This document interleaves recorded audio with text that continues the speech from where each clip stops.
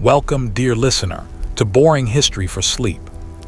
Tonight we drift backward past every kingdom, every war, every crown you've ever heard of, into a time so distant that history itself had not yet been invented.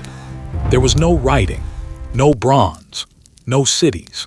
There was only stone, fire, bone, and the quiet determination of the earliest humans to survive one more night, and then another, and then 10,000 more after that. This is the Stone Age. Close your eyes if you like. You don't need to follow every word.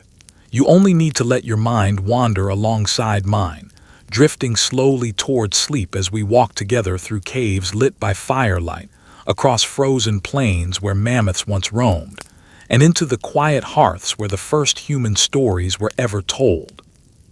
If these long, slow journeys help you rest, you're welcome to leave a comment or subscribe. It helps this little channel find more sleepy travelers like you. But for now, there's nothing you need to do. Just breathe, settle into your pillow, and let the weight of today dissolve into the dust of an age so old it makes empires look like an afterthought. Let's begin. The Stone Age was not a single moment. It was an ocean of time, so wide that everything we usually call history, the pyramids, the Romans, the printing press, the world wars, fits into only the last sliver of it. If you imagine the whole of the Stone Age as a single-day human civilization, as we know it would only appear in the final few minutes before midnight. Scholars usually divide this enormous stretch into three parts. First came the Paleolithic, the Old Stone Age, when small bands of humans hunted animals and gathered plants to survive, moving constantly across the land. Then came the Mesolithic, a transitional age when the last ice age was ending and the climate was shifting, forcing people to adapt to new forests, new rivers, new prey. Finally came the Neolithic, the New Stone Age, when humans began to plant seeds on purpose, tame animals, and settle into one place for the first time in the long story of our species. For most of this immense span, a human life looked almost the same century after century, generation after generation. A child born 10,000 years before another might have grown up doing nearly identical things, chipping stone, tending fire, following herds. And yet, within that slow rhythm, something remarkable was happening. Bit by bit, without writing anything down, without a single blueprint, human beings were inventing everything. Language, art, medicine, music, trade, and eventually, agriculture itself. To understand the Stone Age is to understand how small our recorded history really is, and how much of what makes us human, our curiosity, our creativity, our need to gather around a fire and tell a story, was already fully formed long before the first word was ever written. Beyond stone, the hidden toolkit. It's easy to imagine the Stone Age as an age of nothing but rock. The name itself suggests that stone was the only material available to early humans, but the truth is richer and stranger than that. Early people built their world from whatever the land gave them.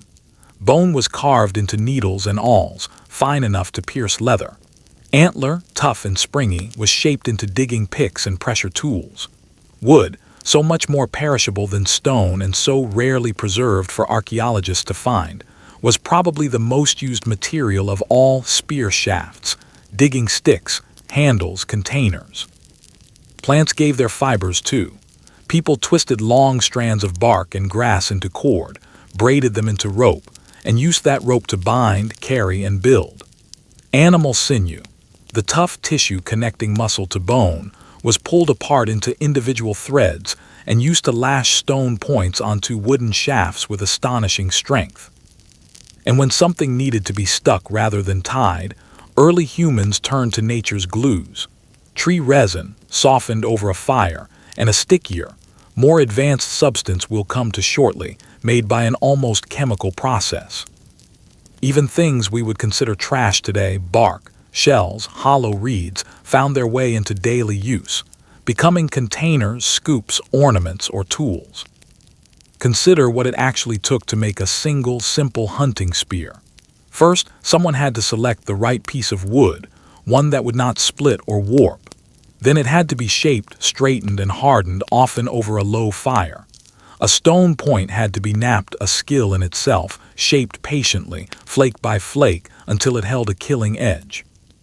Then it had to be fitted to the shaft, bound in place with sinew, and finally sealed with resin or tar so the whole assembly would hold together under the shock of impact. That single spear held within it a whole chain of specialized knowledge, woodworking, stone knapping, cordage making, and a rudimentary chemistry of adhesives. This was not brute survival. This was engineering, passed down patiently from hand to hand, refined slowly across unimaginable stretches of time. The hand axe, humanity's first masterpiece. Among the very oldest tools we've ever found are the great hand axes of the early Stone Age, some dating back close to 2 million years. What's remarkable about them isn't just that they're old. It's that so many of them are beautiful. Countless hand axes have been discovered shaped into near-perfect teardrops or ovals, their edges struck away in patterns so careful, so symmetrical, that it's hard to believe they weren't measured with some kind of instrument. And yet all that precision came only from a trained eye, a steady hand, and years of watching others do the same. These tools were used for everything: butchering carcasses, scraping the fat and flesh from hides, slicing through tough plant stalks. But some hand axes discovered by archaeologists are simply too large, too fine, too impractical to have been used for ordinary work. It's possible these were never meant to cut anything at all. They may have been made to be admired, carried as a demonstration of skill, or given as a kind of early status symbol. To make a hand axe like this required something we rarely credit early humans with: imagination. The maker had to picture the final shape hidden inside a rough lump of stone, and then, strike by careful strike, reveal it, the same mental leap a sculptor makes when they say they are only removing the marble that doesn't belong. In this sense, the hand axe isn't only a tool. It might be one of the very first pieces of art our species ever made useful and admired all at once. The physics hidden in a broken stone. Turning a rock into a blade is not a matter of smashing it against another rock and hopping for the best. It is, in its own way, an ancient science, one built entirely on an understanding of how stone breaks.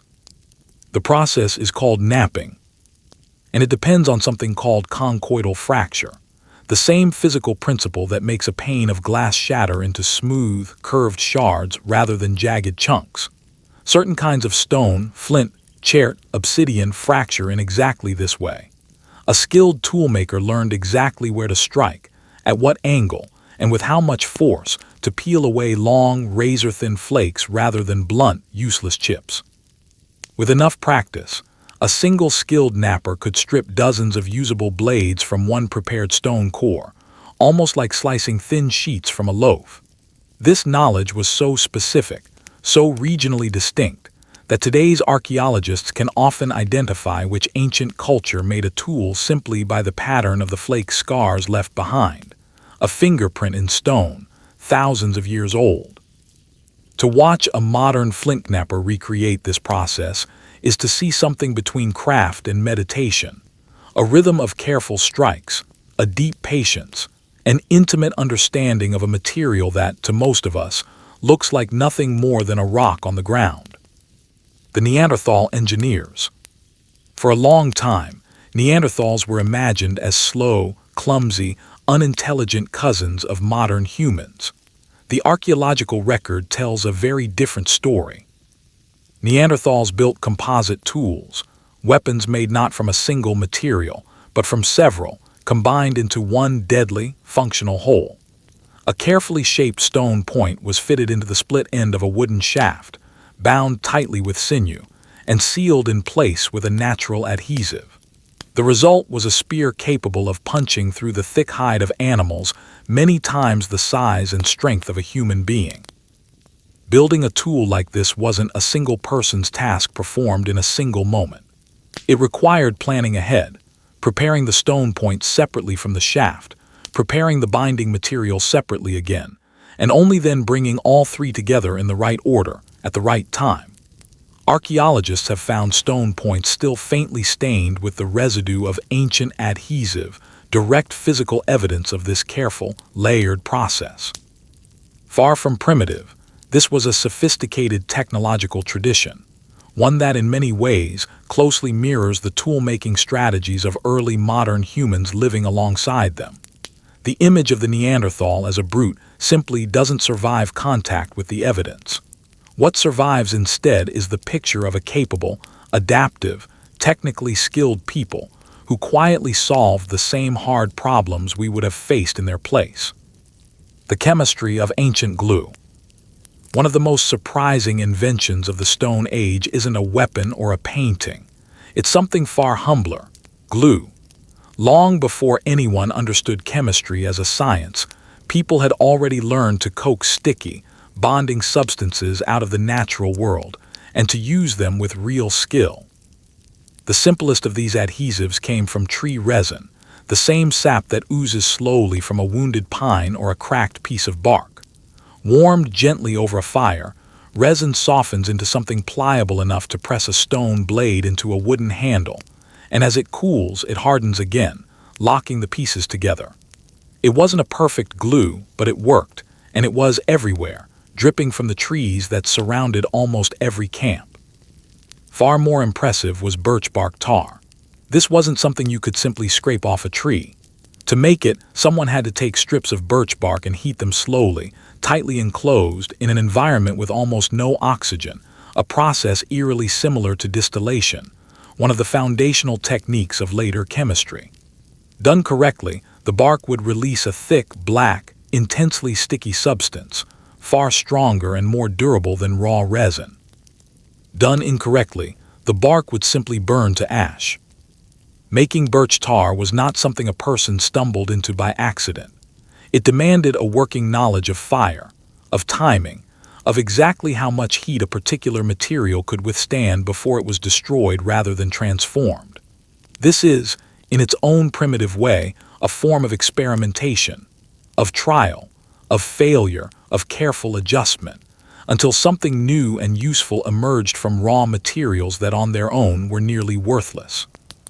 With reliable adhesives in hand, Stone Age toolmakers could build sturdier composite tools, more reliable weapons, and containers that held together for years instead of days.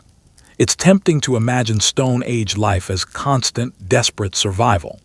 But moments like this, a person carefully tending a fire for hours just to produce the right kind of sticky black pitch, reveal something closer to quiet, patient ingenuity.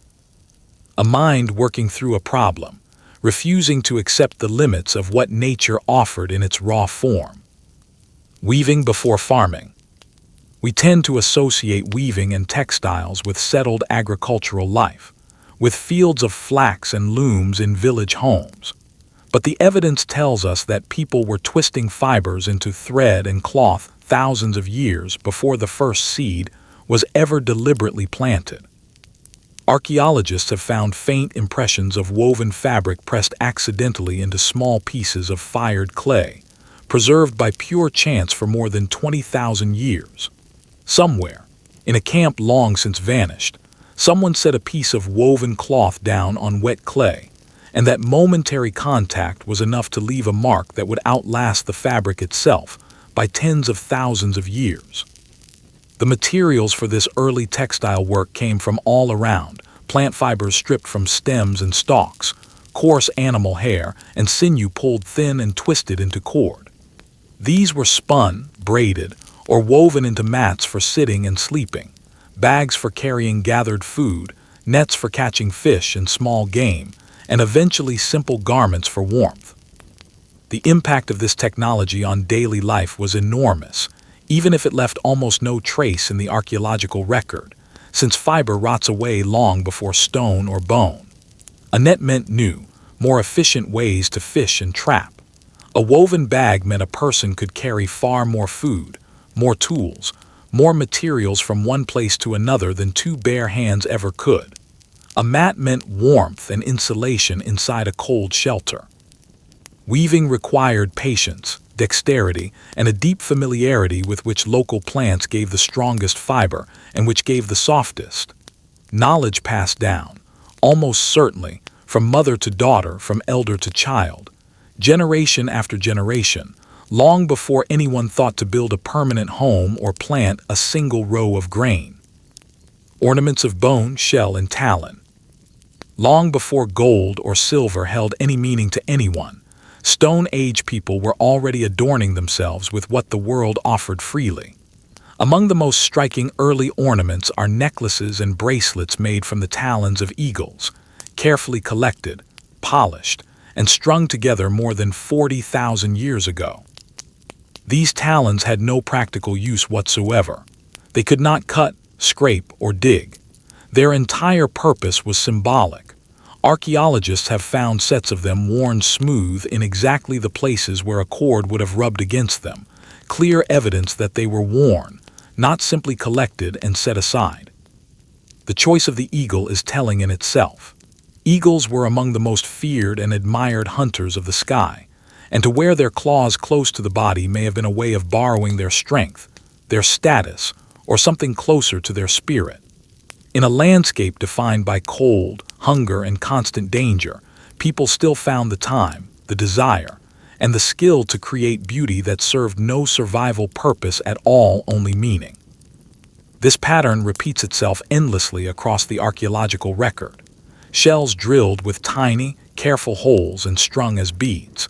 Some of these beads are more than 100,000 years old, making them among the very earliest known evidence that human beings were capable of symbolic thought. The idea that an object could represent something beyond its physical use. A bead might have marked belonging to a particular group, a personal achievement, a role within the community. Some beads were made from shells that could only have come from far-off coastlines, suggesting either long journeys or trade networks reaching much further than we might expect. Every strung bead, every polished talon was a small, private statement. I am part of something. I have a story. I want to be seen. Painted caves and the birth of art. Deep within the earth, in places sealed away from sunlight and weather for tens of thousands of years, some of the oldest surviving artworks on the planet still wait in the dark. In caves scattered across what is now France and Spain, ancient artists painted animals with astonishing skill. Mammoths with heavy, curved tusks, bison lowering their horned heads as though mid-charge, horses caught mid-gallop with their necks arched, lions stalking silently along the rock. These images were painted using pigments drawn straight from the earth, red and yellow ochre, black charcoal, applied with brushes made from twists of animal hair, or in some cases blown directly onto the wall through a hollow bone, creating a soft, spray-like texture that modern artists still try to imitate. The level of detail in some of these paintings is almost unsettling in its precision, capturing not just the shape of an animal but its motion, its posture, its personality. These were not the crude scratchings of frightened people huddling in the dark. They were the deliberate, skilled work of artists who understood how to represent motion, depth, and life, using nothing but mineral pigment and cold stone. We don't know for certain what these caves were for. Some paintings may have played a role in hunting rituals, a kind of visual prayer for a successful hunt. Others may have served as teaching tools, showing younger hunters the exact posture and behavior of dangerous animals. Others still may simply have been made for the joy of making them, art for the sake of art, created in the flickering light of an oil lamp, deep beneath the surface of the world. Whatever their true purpose, these paintings endure as something close to a message sent across an impossible distance of time. Proof that creativity, the simple human urge to make something beautiful and lasting, reaches back to the very root of our species. Small sculptures carried in the hand. Not all Stone Age art was painted onto the immovable walls of caves. Some of it was small enough to be carried from camp to camp, tucked into a pouch, passed from hand to hand across a lifetime. Skilled carvers worked with mammoth ivory, antler, and bone to create figurines depicting humans, animals, and abstract shapes. Among the most famous of these are the so-called Venus figurines, small statues of women, their forms often exaggerated at the hips and chest, found scattered across a huge stretch of ancient Europe. Their exact meaning remains a genuine mystery. Some researchers believe they represent fertility and the power of motherhood in a world where childbirth was dangerous and survival never guaranteed. Others suggest they were teaching objects, ritual charms, or perhaps even a kind of self-portrait, carved by women themselves. Other carvings show animals rendered with a sculptor's careful eye, a lion caught mid-crouch, a horse captured in the exact moment of running, its legs stretched in a way that shows the carver had studied real animals closely and often. What makes these small sculptures so remarkable is their portability. Unlike a cave painting, which stays fixed in one place forever, a small ivory figurine could travel wherever its owner traveled, carried across rivers, over mountains, through entire lifetimes. In these palm-sized carvings, we find some of humanity's very first sculptures, quiet proof that creativity did not need permanent walls to exist. It could live inside a pocket, inside a hand, inside the memory of whoever carried it. Music in the dark, the first flutes. Somewhere in the deep cold of the Ice Age, someone picked up the hollow wing bone of a bird and turned it into something the world had perhaps never heard before: music. Archaeologists have recovered flutes carved from bird bone dating back more than 30,000 years, their finger holes placed with obvious care and deliberate spacing. When modern researchers have built careful replicas and played them, the sound that emerges is clear, haunting, and unmistakably musical, not random noise but notes, spaced with real intention. Some flutes were even carved from the ivory tusks of mammoths, split delicately in half, hollowed out, and rejoined with extraordinary patience.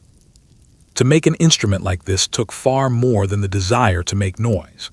It required an understanding of how sound travels through a hollow tube, how the placement and size of a hole changes the pitch produced, and the fine motor skill to carve all of that accurately into bone using nothing but simple stone tools. We can only imagine what these flutes were used for. Perhaps they accompanied rituals, calling on unseen forces before a hunt or a burial.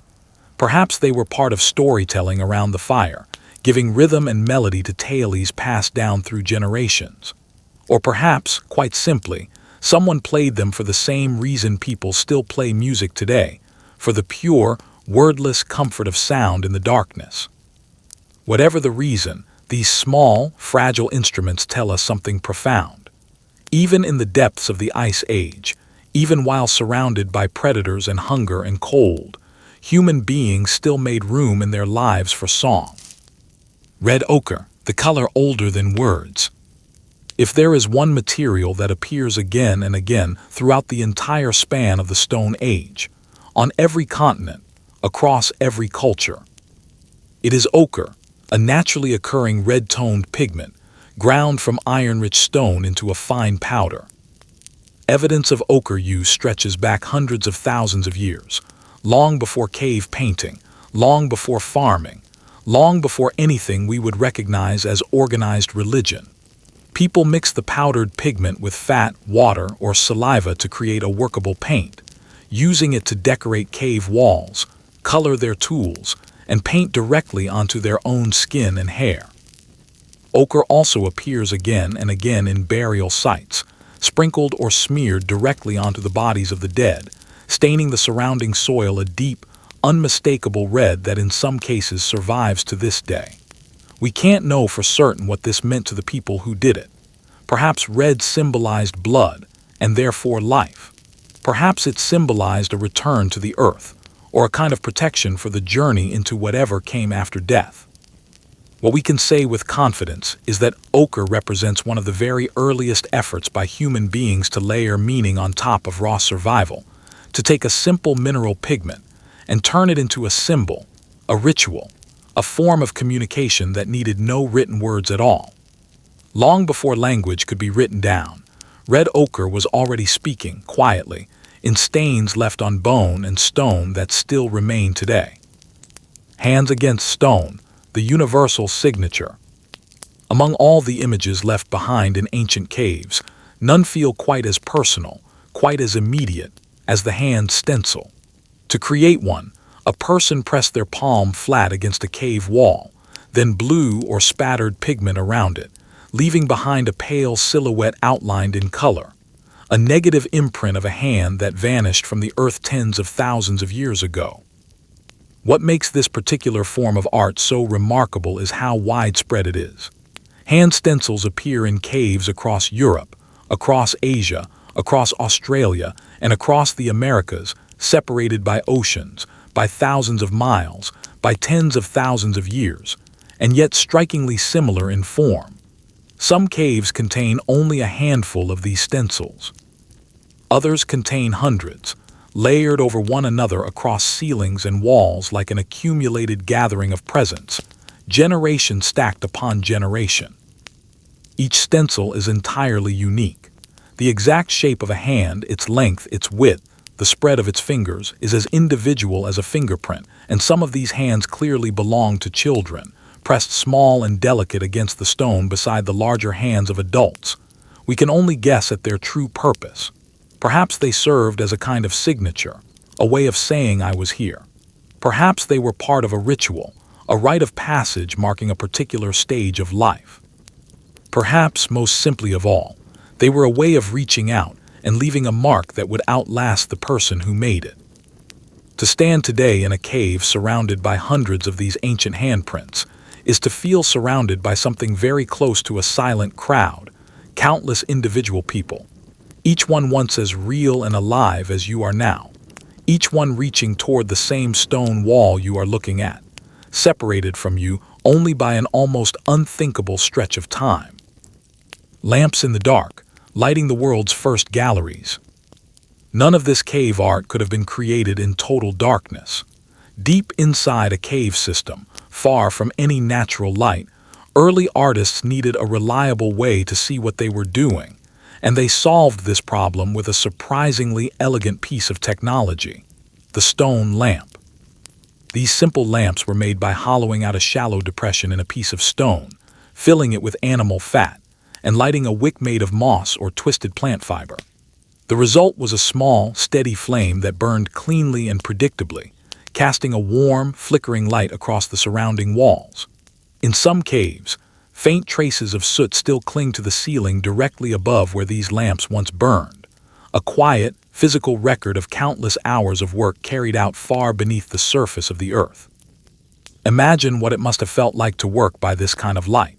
The flicker of the flame would have made painted animals seem to shift and move, horses appearing to gallop, bison seeming to shift their weight from hoof to hoof, in a way that static daylight never could. These weren't just tools for seeing. They were tools for transforming a cold, dead cave into a living, breathing gallery filled with motion and meaning.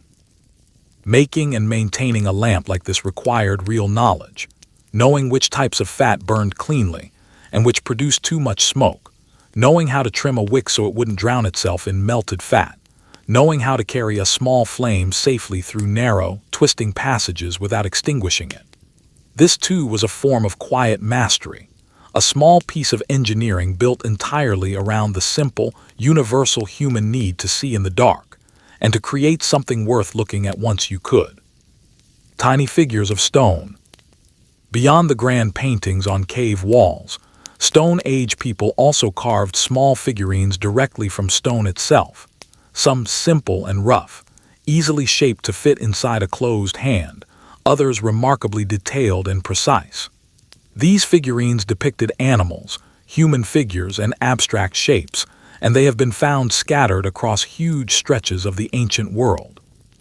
Unlike a wall painting, these figurines were portable. They could be carried from camp to camp, kept close through years of travel, and eventually, in some cases, buried alongside their owners as a final, personal possession. Some may have served as protective charms. Others may have functioned as teaching tools, used to explain the shape or behavior of an animal to a younger member of the group. Others still may have played a role in ritual, a small stone lion representing not just an animal, but a spirit, a prayer for a successful hunt, or a way of honoring a creature whose power inspired both fear and awe. The care and precision invested in these small objects tells us something important. Art in the Stone Age was never simply decorative. It was woven directly into daily life and daily belief, inseparable from the practical business of surviving. These figurines remind us that people, even in the depths of the Ice Age, looked at the animals and the world around them, and felt a deep, persistent urge to hold that world in their hands, shaping memory itself into something as permanent as stone. The many mysteries of the Venus figurines. Few artifacts from the Stone Age have generated as much debate, as much fascination, as the so-called Venus figurines. These small carvings, shaped from ivory, stone, or bone, depict women with strikingly exaggerated features, wide hips, a full chest, a rounded, heavy form, and they appear again and again across a vast stretch of ancient Europe and parts of Asia, spanning tens of thousands of years. Scholars have proposed many different explanations for what these figures meant to the people who made them. Some believe they represent fertility itself, a celebration of motherhood and survival in an era where childbirth carried enormous risk, and where a healthy child represented the literal continuation of a small, fragile community. Others suggest they may have functioned as teaching tools, used to instruct younger women in the realities of pregnancy and childbirth. Still others propose they may have been protective charms carried by hunters, or even self-portraits, carved by women themselves, looking down at their own bodies rather than depicting an idealized outside view. What we can say with real confidence is that these figures carried meaning far beyond simple decoration. Their consistent, repeating form across such an enormous span of time and geography suggests shared ideas, shared values, passed down and understood across generations and across vast distances.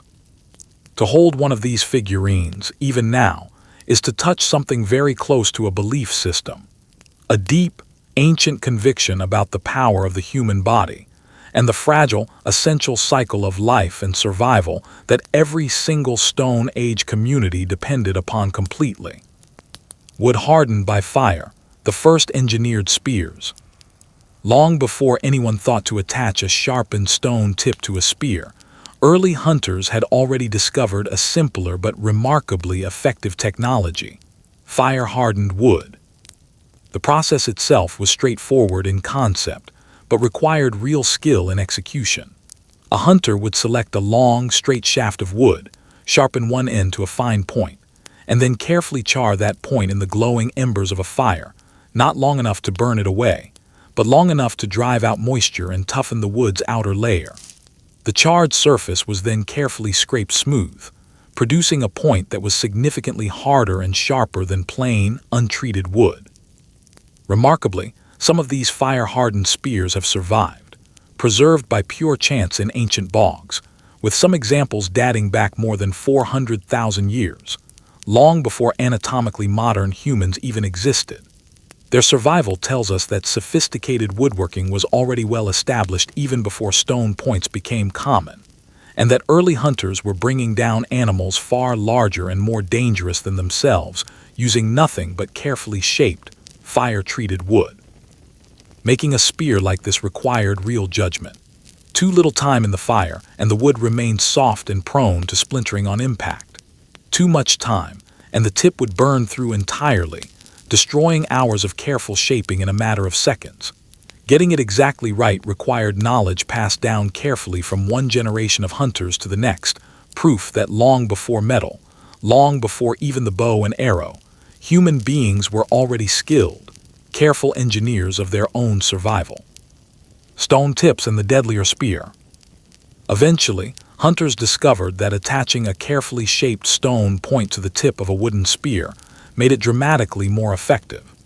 A stone tip could pierce far more deeply than fire-hardened wood alone, and its additional weight improved both the accuracy and penetrating power of the completed weapon. But this innovation demanded real craftsmanship at every stage. The stone itself had to be knapped into a symmetrical, sharp-edged point. A wooden shaft had to be carved and shaped to receive it. And finally, The pieces had to be bound tightly together with sinew, sealed in place with resin or tar, creating a single, unified weapon out of three completely different materials, each contributing its own strengths. Archaeologists have recovered stone spear tips still faintly stained with the residue of ancient blood, frozen evidence of hunts carried out tens of thousands of years ago. Weapons like this allowed communities to bring down mammoths, bison, and deer with far greater consistency and success, feeding larger groups and supporting bigger, more stable communities than simple wooden spears ever could. This stone-tipped spear represents more than a clever upgrade. It represents a genuine leap forward in technology, one that fundamentally shifted the balance of power between early humans and the massive, dangerous animals that shared their world, and one that demanded planning, patience, and cooperation at every single stage of its creation. Fire, humanity's first and greatest invention. It's easy, in a world of electric light and central heating, to forget just how precious and how difficult fire once was. In the Stone Age, mastering fire was never as simple as striking two objects together and hopping for a spark. It demanded real, hard-won knowledge, knowing exactly which materials would catch and hold a flame, knowing how to nurture a fragile ember into something larger, and knowing how to protect that flame through wind, through rain, through the long, dark hours of night. Archaeologists have discovered the remains of ancient hearths dating back hundreds of thousands of years, layers of ash and burned bone marking the exact spots where fire was tended, protected, and kept alive, sometimes for years at a time, in a single location. Fire transformed nearly every part of daily life. It cooked food, making it easier to digest and far safer to eat, reducing the risk of disease. It hardened the tips of wooden spears. It pushed back the darkness, extending the useful hours of the day, and it kept dangerous predators at a safe distance through the long night.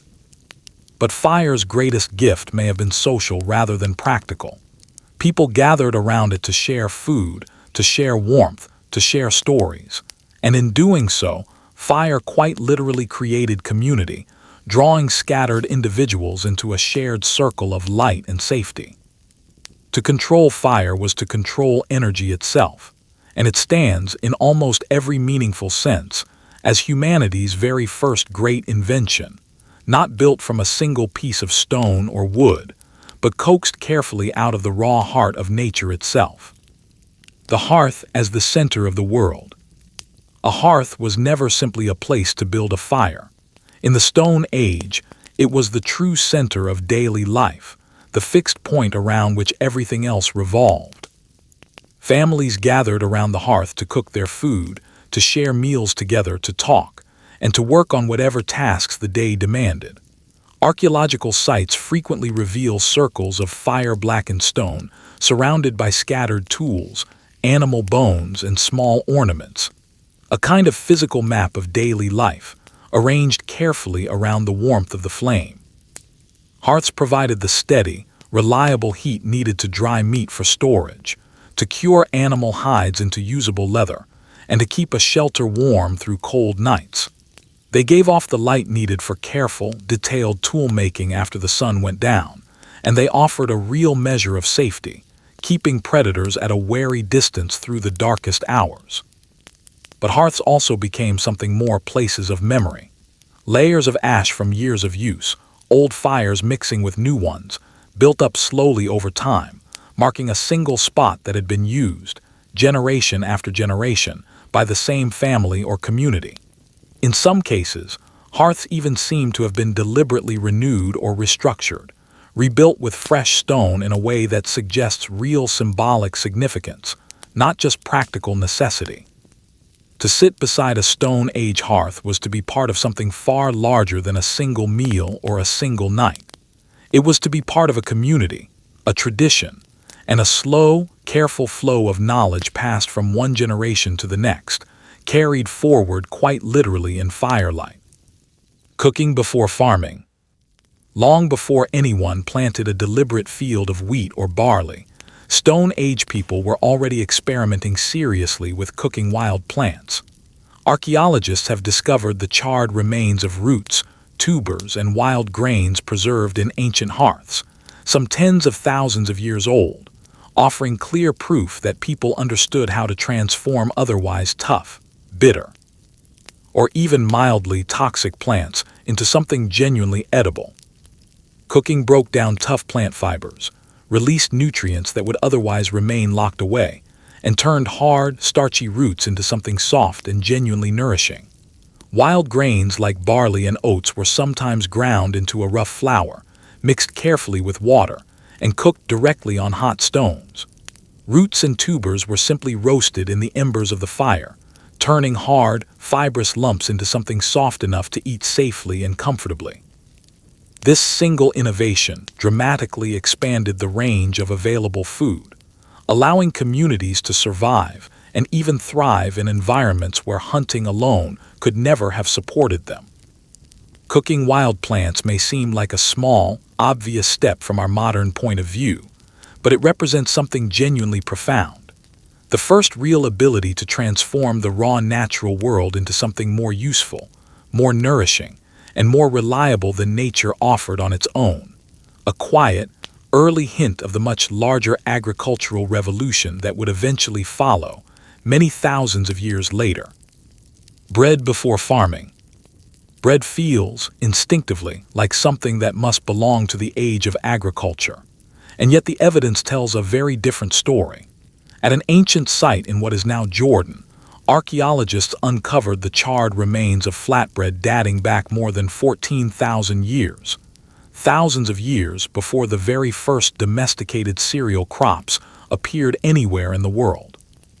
This early bread was made entirely from wild grains, gathered carefully by hand from the surrounding landscape, then crushed into a rough flour using simple grinding stones, mixed with water, and finally baked directly on a heated rock. The result was a simple, dense flatbread, but the process behind it reveals a genuinely sophisticated understanding of ingredients, timing, and technique.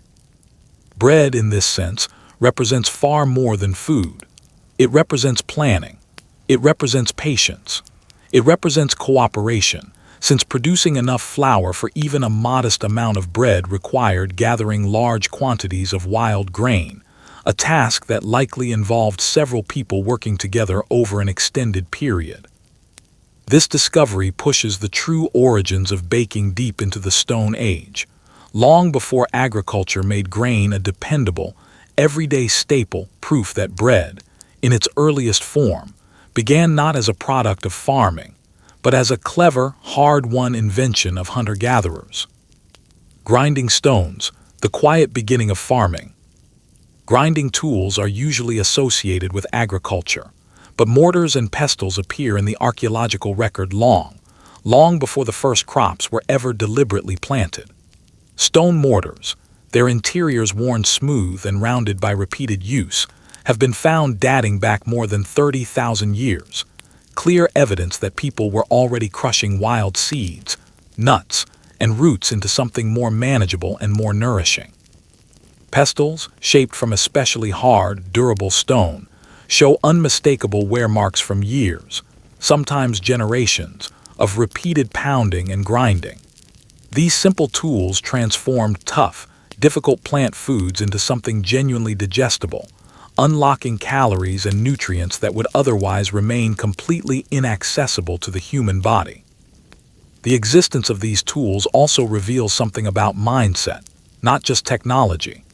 Grinding grain by hand was slow, repetitive, physically demanding work, and yet people chose to invest real time and effort into preparing food this way, a clear sign of forward planning, of thinking beyond the immediate moment toward future meals, future storage, future stability. Some of the oldest grinding stones discovered by archaeologists are so carefully shaped, so well made, that they clearly lasted for many years, passed down and reused across an entire community. Their presence in ancient camps and caves reveals that plant foods played a far larger, far more central role in the Stone Age diet than many once assumed. The humble mortar and pestle stand as quiet, unglamorous evidence of a mindset that would, many thousands of years later, blossomed fully into farming itself. Clay shaped by flame. Long before pottery became a staple of settled agricultural life, people were already experimenting with fired clay in a much smaller, more personal way. Archaeologists have discovered small figurines, some more than 20,000 years old, shaped carefully from clay and then hardened permanently by fire. These figurines were often animals, molded by hand and then placed directly into a hearth or a shallow pit, where the heat of the flames baked the soft clay into something hard and lasting. Curiously, many of these figurines appear to have been deliberately broken, perhaps as part of some ritual now lost to time, while others survived intact, preserved for tens of thousands of years. To discover that fire could permanently transform soft, formless clay into something hard and durable was, in its own quiet way, a genuine scientific discovery, one that would eventually revolutionize storage, cooking, and even architecture many thousands of years later. But even in this earliest form, the impulse behind it was creative rather than purely practical. The simple, persistent desire to shape something out of raw earth itself, using fire not just to survive, but to create. Reshaping the land with fire. Fire's usefulness extended far beyond the hearth and the cooking pit. Stone Age communities also used fire deliberately to reshape entire landscapes. Evidence shows that people practiced controlled burning of grasslands and forests, a technique used in some traditional cultures well into modern times, in order to drive animals toward hunters, encourage fresh new plant growth, and clear easier paths through dense vegetation. This deliberate burning created a patchwork of different habitats across the land, drawing game animals to fresh, tender growth and making the gathering of wild plants noticeably easier. Layers of ancient charcoal found in soil samples from across entire continents reveal that people were actively altering their environment with fire tens of thousands of years before the invention of agriculture.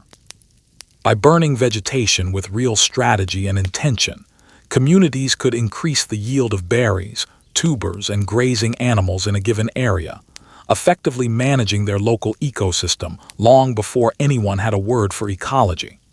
Fire, in this sense, was humanity's very first tool of environmental management, clear proof that Stone Age people were never simply passive inhabitants of their world. They were active participants, already learning, however roughly, how to shape the land around them to better serve their own survival. The first partnership, dogs and humans.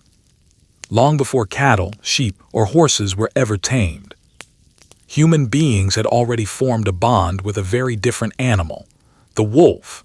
Over many generations, this bond transformed a wild predator into humanity's first true domesticated companion, the dog.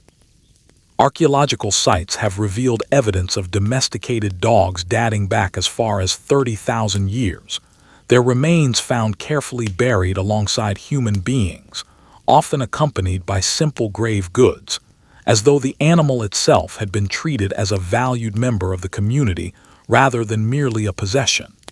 This relationship reshaped daily survival in profound ways. Dogs could track prey across distances and terrain that would defeat human senses entirely, follow scent trails invisible to us, and help drive game toward waiting hunters.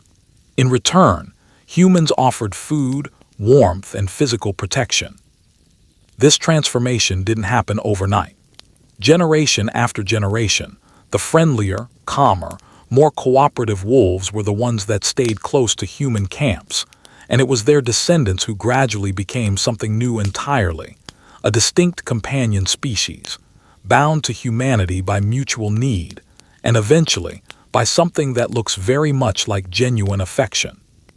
Some burials show dogs laid to rest with obvious care, occasionally even decorated with beads, a small but powerful sign of how deeply this bond had already taken root. The wolf-dog partnership reshaped hunting strategy entirely.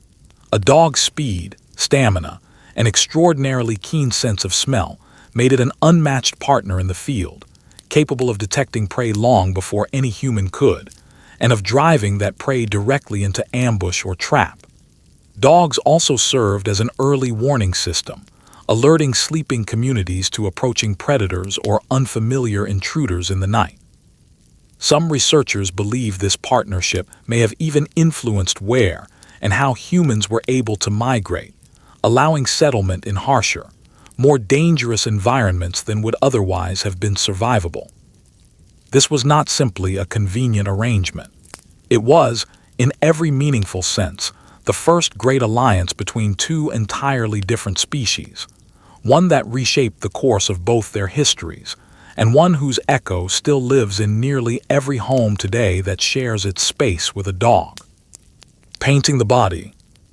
Art in the Stone Age was never confined only to cave walls or small carved figurines. It also lived directly on the human body. Red ochre, ground into a fine powder and mixed with fat or water, was used to paint designs directly onto skin and hair tens of thousands of years ago. Some burial sites reveal bones stained with pigment in patterns that suggest the surrounding skin had been deliberately decorated before death, part of either daily practice or a specific ceremonial preparation. Body painting may have marked identity, signaled status within a community, or played a central role in rituals tied to hunting, coming of age, or mourning. Much the way tattoos, uniforms, and ceremonial paint still carry symbolic meaning in many cultures today.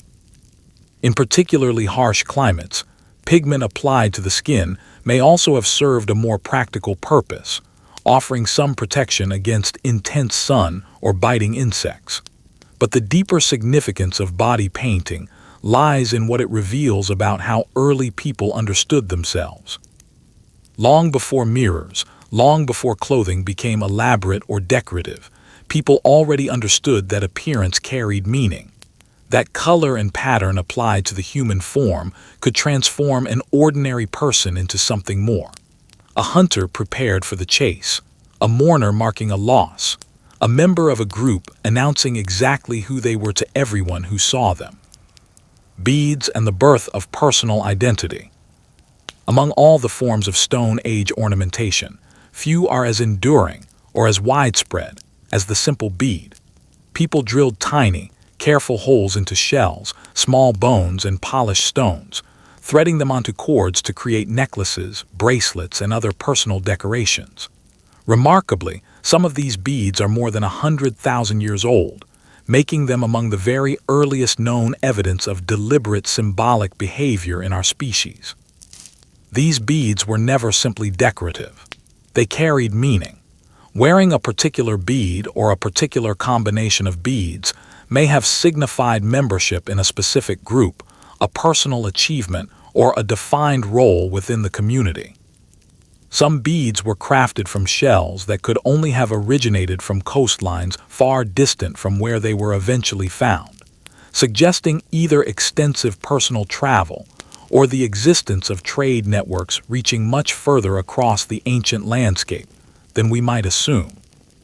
The effort required to shape, drill, and polish these small ornaments tells us that beauty and symbolic meaning mattered every bit as much to Stone Age people as raw survival. Each bead was, in its own quiet way, both deeply personal and deeply social, a small physical piece of identity worn close against the skin, carrying a private story that only its wearer, and perhaps their community, would fully understand. Trade across impossible distances. It's tempting to imagine Stone Age communities as small, isolated groups, cut off from the wider world, surviving alone within a narrow patch of familiar territory. The archaeological evidence tells a very different story, one of surprisingly extensive trade networks stretching across enormous distances. Obsidian, a naturally sharp volcanic glass highly prized for toolmaking, has been discovered hundreds of miles from its nearest natural source, clear proof that it was being carried, traded, or exchanged across vast stretches of ancient landscape. Other valuable materials followed similar paths.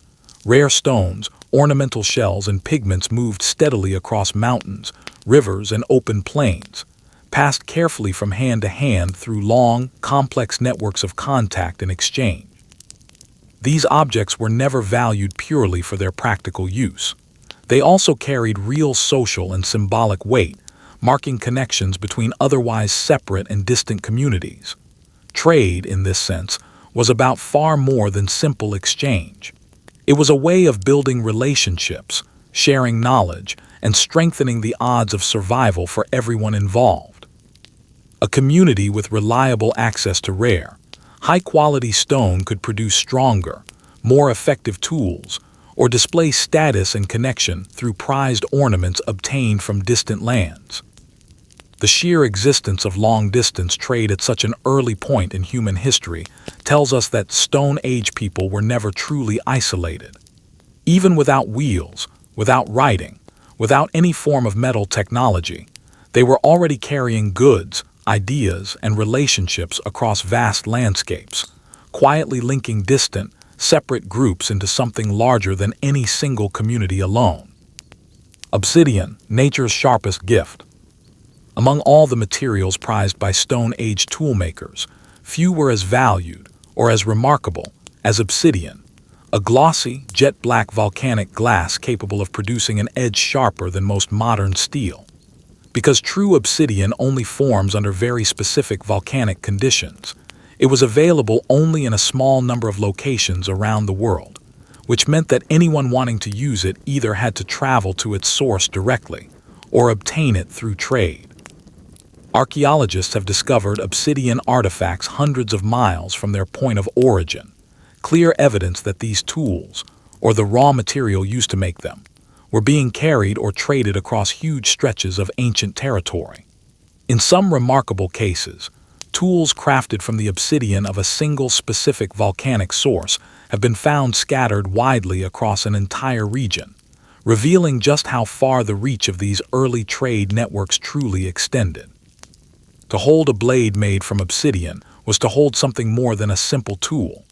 It was to hold a small piece of a distant, unfamiliar place, a fragment of a landscape its owner might never personally visit. Each obsidian blade represents a quiet, physical link connecting otherwise separate communities, separated by rivers, by mountains, by vast open plains, and yet joined together by the careful, patient exchange of a single, extraordinarily useful stone. Amber sunlight trapped in stone. Long before the rise of cities or organized markets, amber fossilized tree resin, glowing with a warm, golden color, had already captured the attention and imagination of Stone Age people. Amber was gathered primarily from coastal regions, where it washed ashore after being carried by ancient seas, often originating far from where it was eventually found and used. Some of the earliest ornaments ever discovered are simple strings of amber beads, carefully shaped and polished by hand. These objects had no practical function whatsoever. Their entire value lay in their beauty, and quite possibly in a deeper symbolic or even spiritual significance attached to their unusual, glowing appearance. Archaeologists have found amber objects located remarkably far from any natural source, offering clear proof that this material traveled substantial distances through trade, carried carefully from hand to hand across the ancient world. For early people, amber may have represented something more than simple decoration. Some individual pieces contain trapped insects or tiny fragments of ancient leaves, sealed inside the resin for tens of thousands or even millions of years. Small, accidental time capsules that must have seemed genuinely magical to anyone who found and examined them. This shimmering material, born deep within ancient forests and slowly hardened over unimaginable spans of time, stands as one of the very first precious materials that human beings deliberately sought out and carried with them, valued simply for the quiet beauty it offered in an otherwise hard and demanding world. Patterns carved into eggshell. Among the most delicate surviving artifacts of the entire Stone Age are decorated ostrich eggshells, found primarily across parts of ancient Africa. Tens of thousands of years ago, people carved intricate geometric patterns directly into the surface of these shells. Careful, deliberate lines, cross-hatching and spirals, evidence of real precision and artistic intention. These eggshells were never simply food containers. Some were repurposed as water flasks, sealed at the opening with a plug of tightly packed grass, allowing precious water to be carried safely across long stretches of dry, difficult landscape. Decorating these shells may have marked personal ownership, group identity, or some deeper ritual significance now lost to time. The consistent, repeating patterns found on many of these shells suggest something close to a shared symbolic language, a way of communicating or preserving tradition and meaning long before any form of writing existed. Carving a design into eggshell demanded genuine precision. Apply too much pressure in the wrong place, and the fragile shell would simply shatter, undoing hours of careful work in an instant. These small, delicate artifacts remind us that even the most ordinary practical objects, something as simple as a container for water, could be transformed through patience and skill into something closer to art, carrying creativity quietly within the palm of a hand. Red ochre in the grave. Red ochre appears again and again in Stone Age burials, scattered across an enormous span of both time and geography. Bodies were sprinkled or carefully painted with the pigment before being laid to rest, staining the surrounding soil a deep crimson that in some cases still survives, faintly visible to this day. This practice appears independently across continents, in ancient Europe and Africa, across wide stretches of Asia, stretching back tens of thousands of years, in communities that almost certainly had no direct contact with one another. That kind of consistency, appearing again and again across such vastly separated cultures, suggests the practice carried some deep, shared significance rather than being a simple, isolated coincidence. Its exact meaning remains genuinely unknown to us. Red may have symbolized life itself, or blood, or perhaps some idea of renewal and rebirth. Perhaps it marked a symbolic return to the earth, or was meant to help guide the spirit of the dead safely into whatever lay beyond. In some burials, the ochre was applied so heavily and so thoroughly that bones recovered by archaeologists remain visibly stained red even after tens of thousands of years underground. What this practice tells us more than anything is that Stone Age people did not treat death as a simple, final ending. They treated it as a passage, one that required care, ritual, and deliberate symbolic meaning. The presence of red ochre in graves stands as some of the very earliest evidence we have of genuine human belief, proof that people carried meaning into the grave with just as much intention and care as they carried tools and food through daily life. Grave goods, objects chosen with intention. Stone Age graves frequently contain far more than simple human remains. Archaeologists have uncovered burials where the dead were accompanied by strings of beads, carefully made tools, decorated bone ornaments, and in some cases, the remains of animals buried directly alongside the body. A child's grave might contain a simple string of beads, small and delicate, clearly chosen with care. An adult's burial might include a carefully crafted weapon, or a piece of decorated bone that may have held personal or symbolic significance during their lifetime. In some especially striking cases, entire animal skulls, antlers, or tusks were placed deliberately alongside human remains, suggesting some symbolic connection between the deceased and the creatures their community depended on for survival. These objects were never placed randomly. They were chosen, prepared, and positioned with clear intention. Such deliberate offerings reveal a community that valued memory, personal identity, and perhaps even some early concept of an afterlife or continued existence beyond death. To bury tools and ornaments alongside a body was to give that death meaning beyond the simple, practical end of a single life. This tells us something important about daily existence in the Stone Age. Life was not only about the harsh, practical business of survival. It was also emotional, symbolic, and deeply, unmistakably human in the care shown toward those who had passed away. Careful hands, careful burials. In many Stone Age burial sites, the careful positioning of bodies makes it clear that death was never treated carelessly or casually. Some individuals were laid to rest curled into a tight, fetal-like position, almost as though deliberately returned to the posture of birth.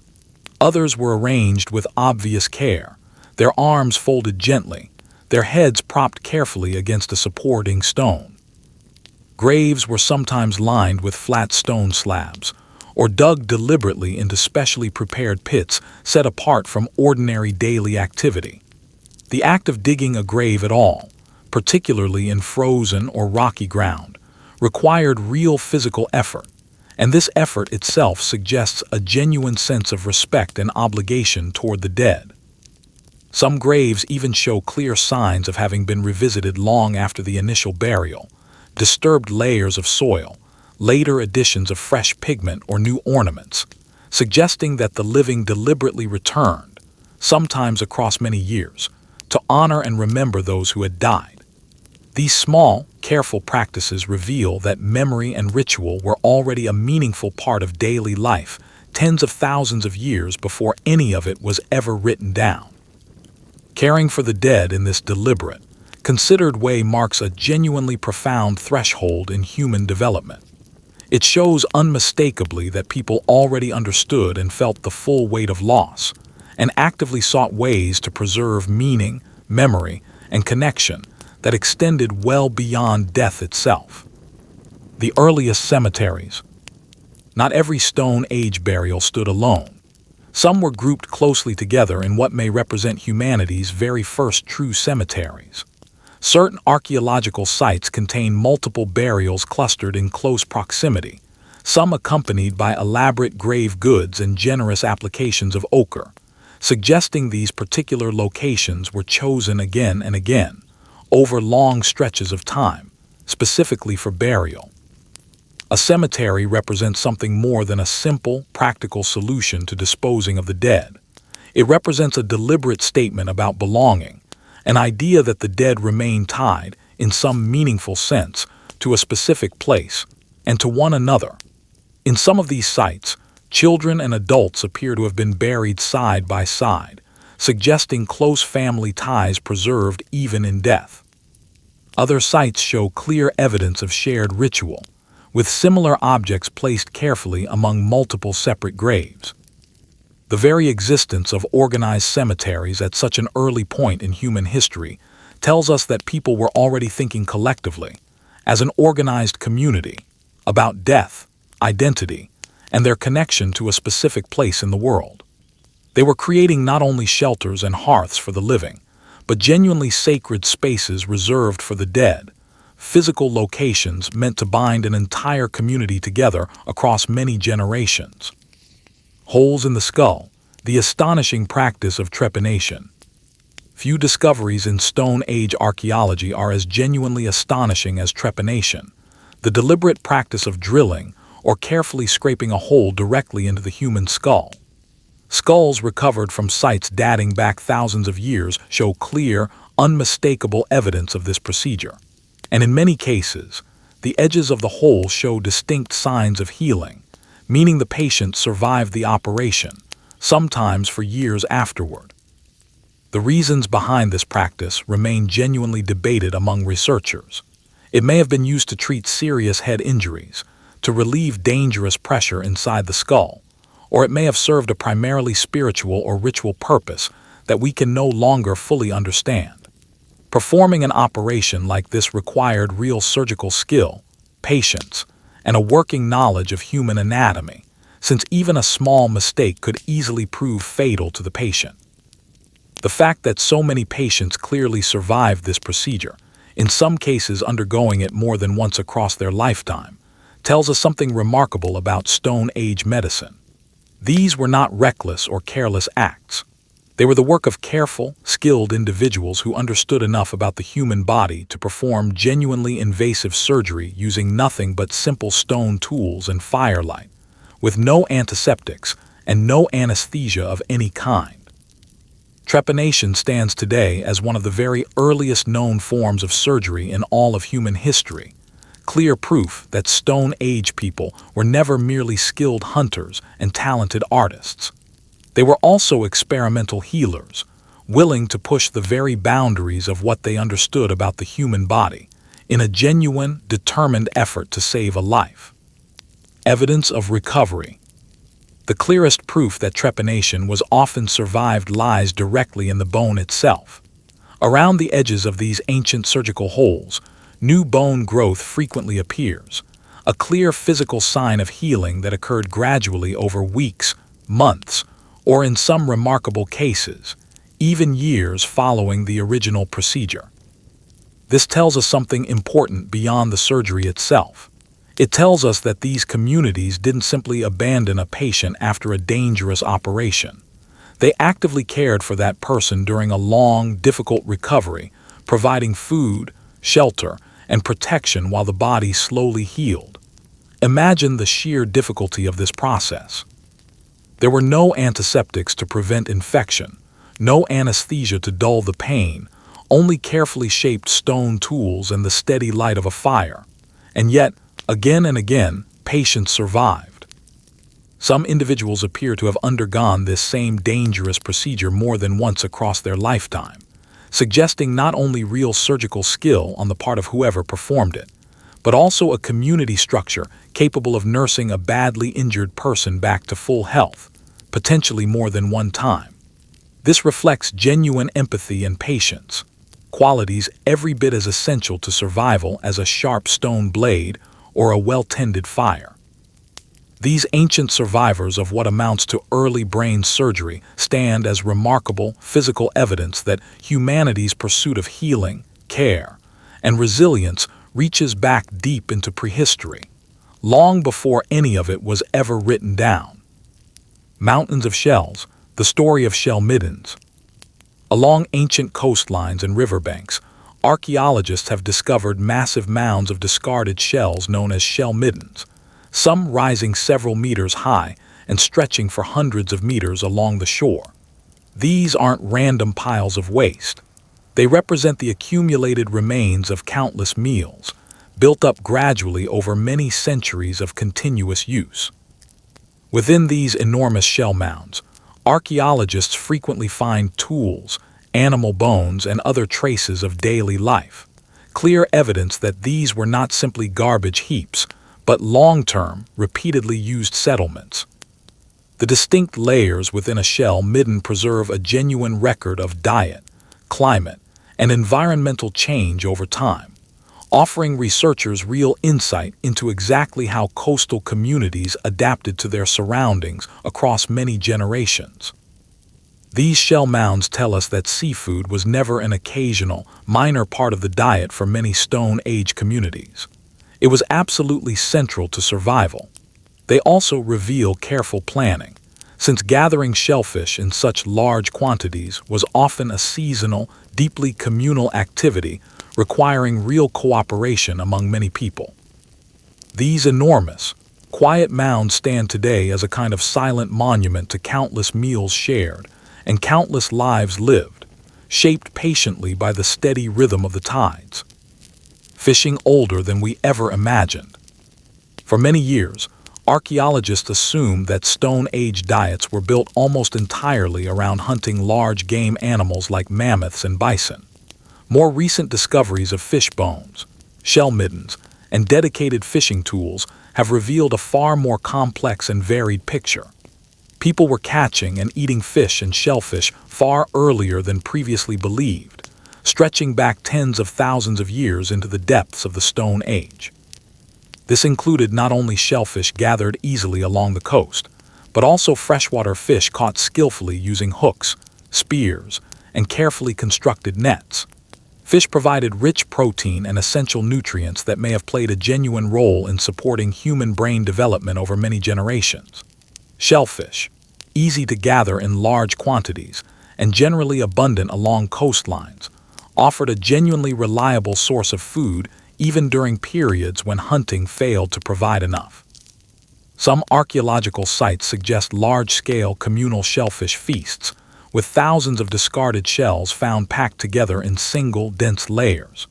The consistent use of rivers, lakes, and coastal waters throughout this period reveals real adaptability and ingenuity. The Stone Age, it turns out, was never solely the age of mammoth hunters. It was equally, and just as importantly, the age of skilled fishers and gatherers, whose lives were shaped as much by water as by land. Hunting the giants, bringing down a mammoth. Among all the animals hunted by Stone Age people, few were as large, as dangerous, or as genuinely difficult to bring down as the mammoth. Successfully hunting an animal of this size required far more than raw physical strength. It required careful strategy, close cooperation among many hunters, and reliable technology. Evidence suggests that hunters used coordinated group drives, deliberately herding mammoths into bogs, ravines, or other natural trap areas, where the animal's enormous size and weight became a genuine disadvantage rather than a strength. Groups of hunters would then hurl stone-tipped spears together, aiming for weak points capable of piercing the animal's thick hide. And in some cases, fire and loud noise were used deliberately to drive a herd toward a prepared ambush. The remains of mammoths discovered surrounded by clusters of stone tools offer clear physical evidence of the aftermath of these enormous, dangerous hunts, undertakings capable of feeding an entire community for weeks at a time. Every single part of the animal was used with real care. Meat provided food. Hide provided material for shelter and clothing. Bones and tusks provided raw material for tools, and in some remarkable cases, even entire building frames for shelter. Hunting mammoths was undeniably dangerous, carrying real risk of serious injury or death for the hunters involved. But success meant survival for an entire community, sometimes for many weeks at a stretch. These hunts reveal the genuine courage, ingenuity, and deep cooperative spirit of Stone Age people, whose willingness to work closely together allowed them to successfully face down some of the largest, most dangerous animals the Ice Age world had ever produced. Sharing the world with cave lions.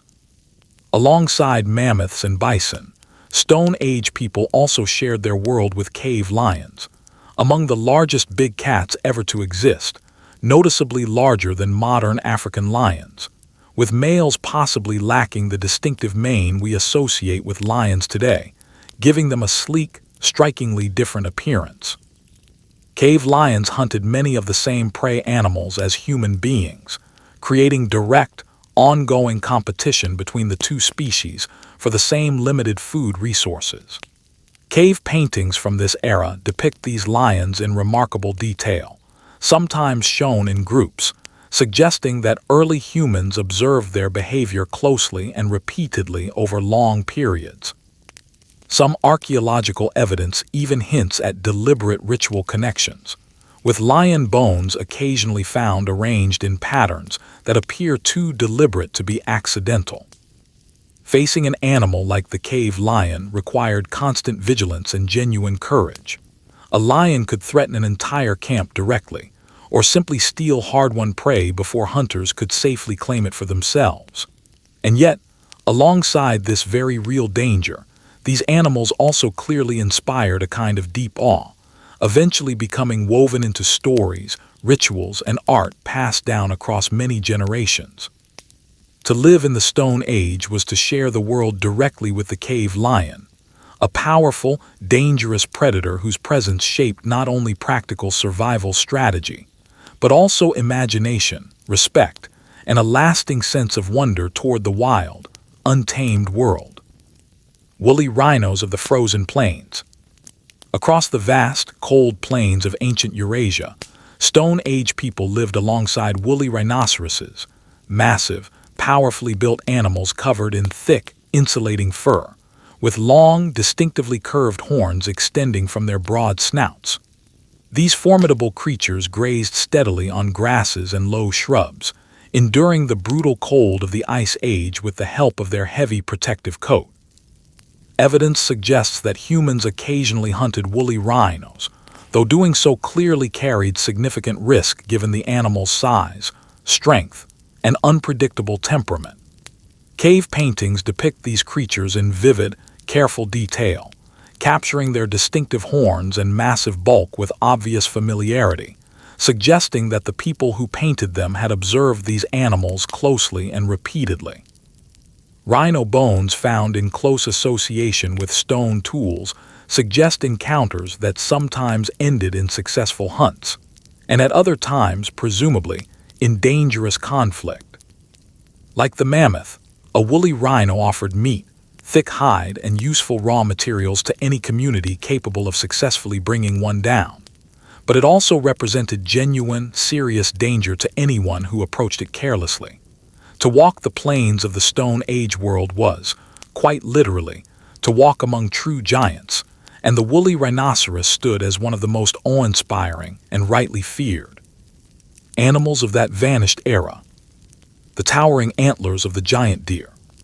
Among the many striking animals that shared the Ice Age world with early humans was the giant deer, sometimes called the Irish elk, despite ranging across a territory that extended far beyond Ireland alone. These enormous creatures carried antlers spanning up to 12 feet across, making them among the largest deer species ever to walk the earth. They grazed across open plains and grasslands, sharing their world alongside mammoths, woolly rhinos, and bison. For early human communities, the giant deer represented both a valuable source of food and hide, and a genuine symbol of natural awe and wonder. Cave art from this period depicts these animals with careful, obvious attention paid specifically to their massive, sweeping antlers. Hunting a creature this large and fast must have posed real difficulty, but the reward, in terms of meat and useful hide, would have been substantial for any community able to succeed. The image of a single human hunter standing beneath the towering antlers of a giant deer captures something essential about the scale of daily life during the Ice Age. A world where ordinary people lived alongside animals that must have seemed, even to them, almost impossibly large and strange. Painting fear and reverence together. Stone Age cave art reveals far more than simple admiration from a safe distance. It also reflects the animals that people genuinely feared, hunted for survival, or depended upon completely. Bison, mammoths, horses, and deer dominate the majority of surviving cave paintings, frequently drawn with remarkable anatomical accuracy. Lions, rhinos, and bears also appear regularly throughout this art, animals that clearly represented real danger as much as genuine inspiration. Some researchers believe these images played a direct role in hunting rituals, created specifically to help ensure a successful hunt, or perhaps to show proper respect toward particularly powerful or dangerous creatures. Some paintings depict animals visibly wounded by spears, suggesting either a teaching function, showing younger hunters exactly where to aim, or some deeper symbolic intent tied closely to the act of hunting itself. Other paintings show entire herds captured mid-motion, reflecting the everyday rhythms of life across the open plains. These remarkable paintings remind us that Stone Age people lived in a constant, complex relationship with the animals surrounding them, dependent on some for survival, genuinely threatened by others, and inspired in different ways by nearly all of them. This art was never simple decoration. It functioned as a real expression of connection, fear, and understanding. An ongoing, wordless dialogue rendered in pigment between human beings and the wild, untamed world they lived within every single day. Ghosts on the cave wall, painting animals now extinct. Among the most haunting details found within Stone Age cave art is the presence of animals that no longer exist anywhere on Earth. Cave walls preserve images of woolly mammoths, woolly rhinos, cave lions, and giant deer, creatures that have vanished entirely from the world, known to us now almost exclusively through scattered bones and these fragile, ancient paintings. These images represent far more than simple artistic expression. They function as genuine historical records, snapshots of entire ecosystems that disappeared from the Earth many thousands of years ago.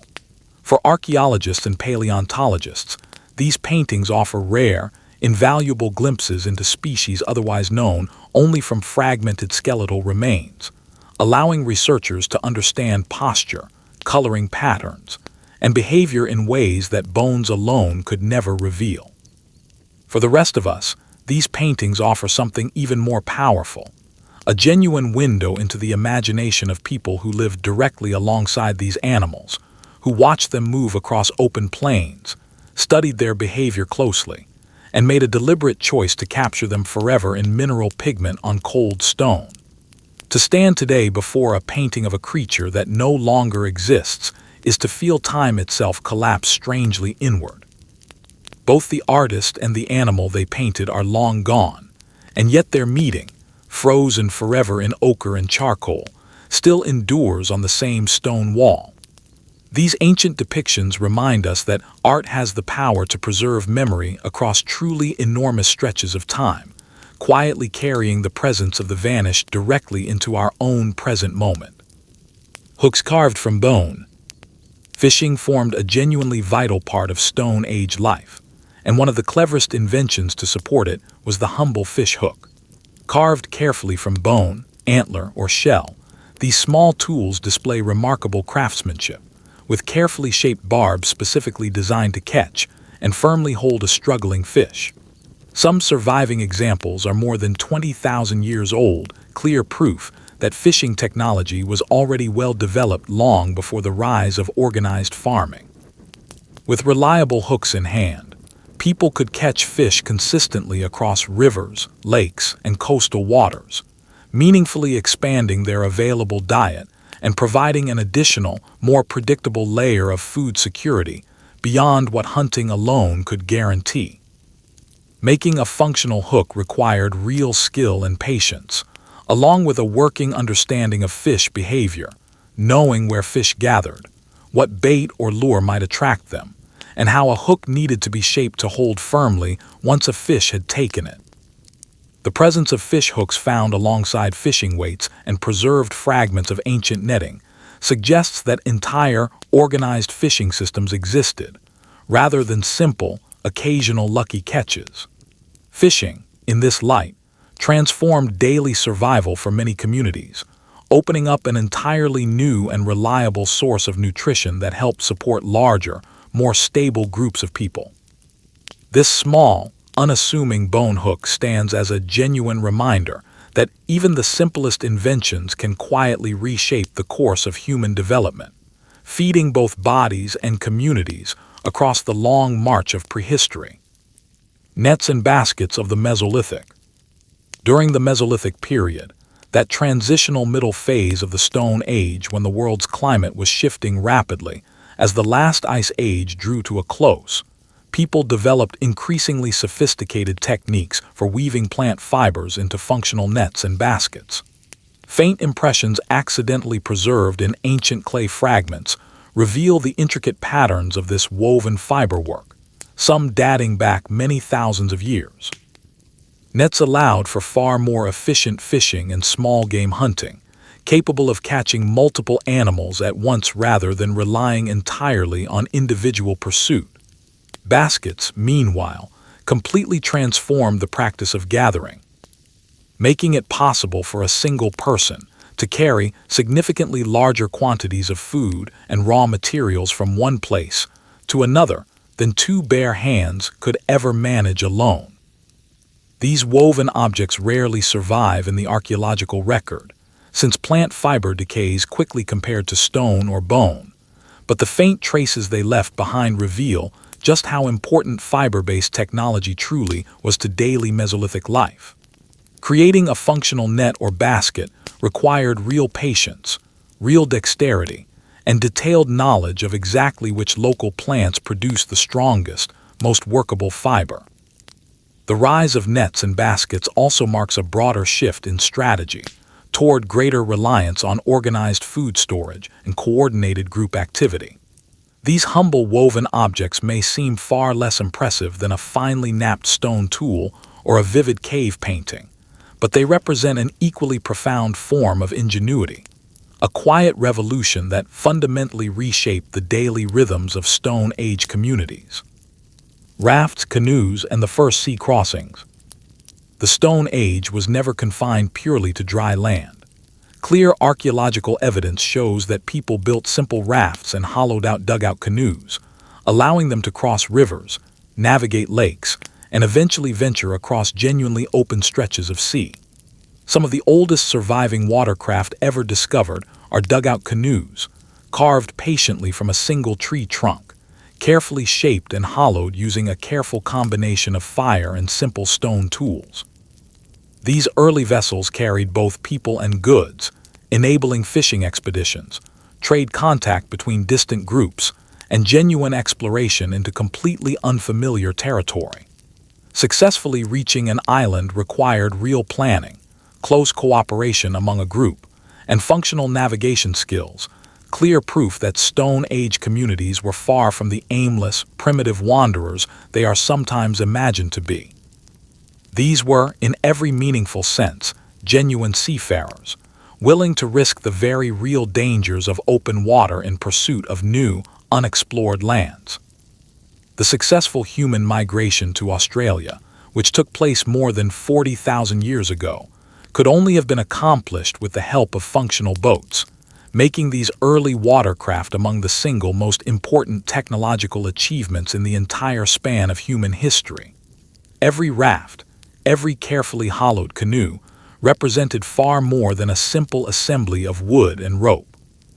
It represented a genuine bridge to entirely new worlds, steadily expanding the horizons of humanity one dangerous crossing at a time. Reaching the farthest islands, the Stone Age story was never confined to the safety of large, connected continents. Clear archaeological evidence reveals that people were successfully reaching remote islands tens of thousands of years ago, long before the invention of sails, compasses, or any form of metal tools whatsoever. The very act of reaching these distant islands required serious planning, real skill, and considerable personal courage. Stone Age travelers would have needed to build sturdy rafts or dugout canoes, load them carefully with food, a source of fire and essential tools, and then deliberately push off into genuinely unknown open water with no guarantee of what, if anything, lay ahead. Once they successfully arrived, these early settlers adapted remarkably quickly to entirely unfamiliar environments, hunting unfamiliar animals, gathering local shellfish, and crafting tools from whatever type of stone happened to be locally available. Some of these journeys involved only short, relatively safe crossings, but others stretched across genuinely open water, demanding real, functional navigation skills to complete successfully. These remarkable voyages reveal something important. The basic human drive toward exploration was never a later invention belonging exclusively to kings, empires, or organized civilizations. That same restless curiosity was already fully present deep within the Stone Age. Even then, human beings were drawn irresistibly toward new horizons, carried forward by nothing more than raw ingenuity and the simple courage required to cross the open sea. Crossing the ocean to Australia. One of the single greatest achievements of Stone Age seafaring was the successful human colonization of Australia. More than 40,000 years ago, people crossed genuinely open sea to reach this enormous, previously uninhabited continent, carrying with them fire, essential tools, and generations of accumulated practical knowledge. Australia was never connected to the Asian mainland by any land bridge, which means these historic journeys absolutely required functional, seaworthy watercraft along with real, working navigation skills. These early travelers likely built sturdy rafts or dugout canoes from available wood and plant fiber, lashing the components together securely with cordage made from twisted plant fiber or sinew. They would have needed to plan supplies carefully for a journey of uncertain length, track ocean currents as best they could, and perhaps even use the position of the stars to help maintain a steady course across open water. Once they successfully arrived, these first Australians adapted quickly to an entirely new and unfamiliar landscape, filled with giant kangaroos, wombats, and enormous flightless birds unlike anything they had previously encountered. This extraordinary migration proves that even deep within the Stone Age, human beings were never simply confined by geography. They were genuine explorers, fully capable of crossing open seas and successfully transforming completely unfamiliar environments into a new, permanent home. The crossing to Australia stands today as one of the earliest and boldest chapters in the entire long story of human migration. Into the Americas. The Americas represent the very last great landmasses to be settled by human beings during the Stone Age. The most widely supported evidence suggests that people crossed from ancient Siberia into Alaska more than 15,000 years ago, taking advantage of a period when significantly lower sea levels exposed a wide land connection between the two continents, often called the Bering Land Bridge. Even this land route demanded extraordinary physical endurance. It meant crossing vast, icy, windswept plains stretching for hundreds of miles, populated by roaming mammoths, bison, and wolves, in conditions that offered little shelter and constant danger.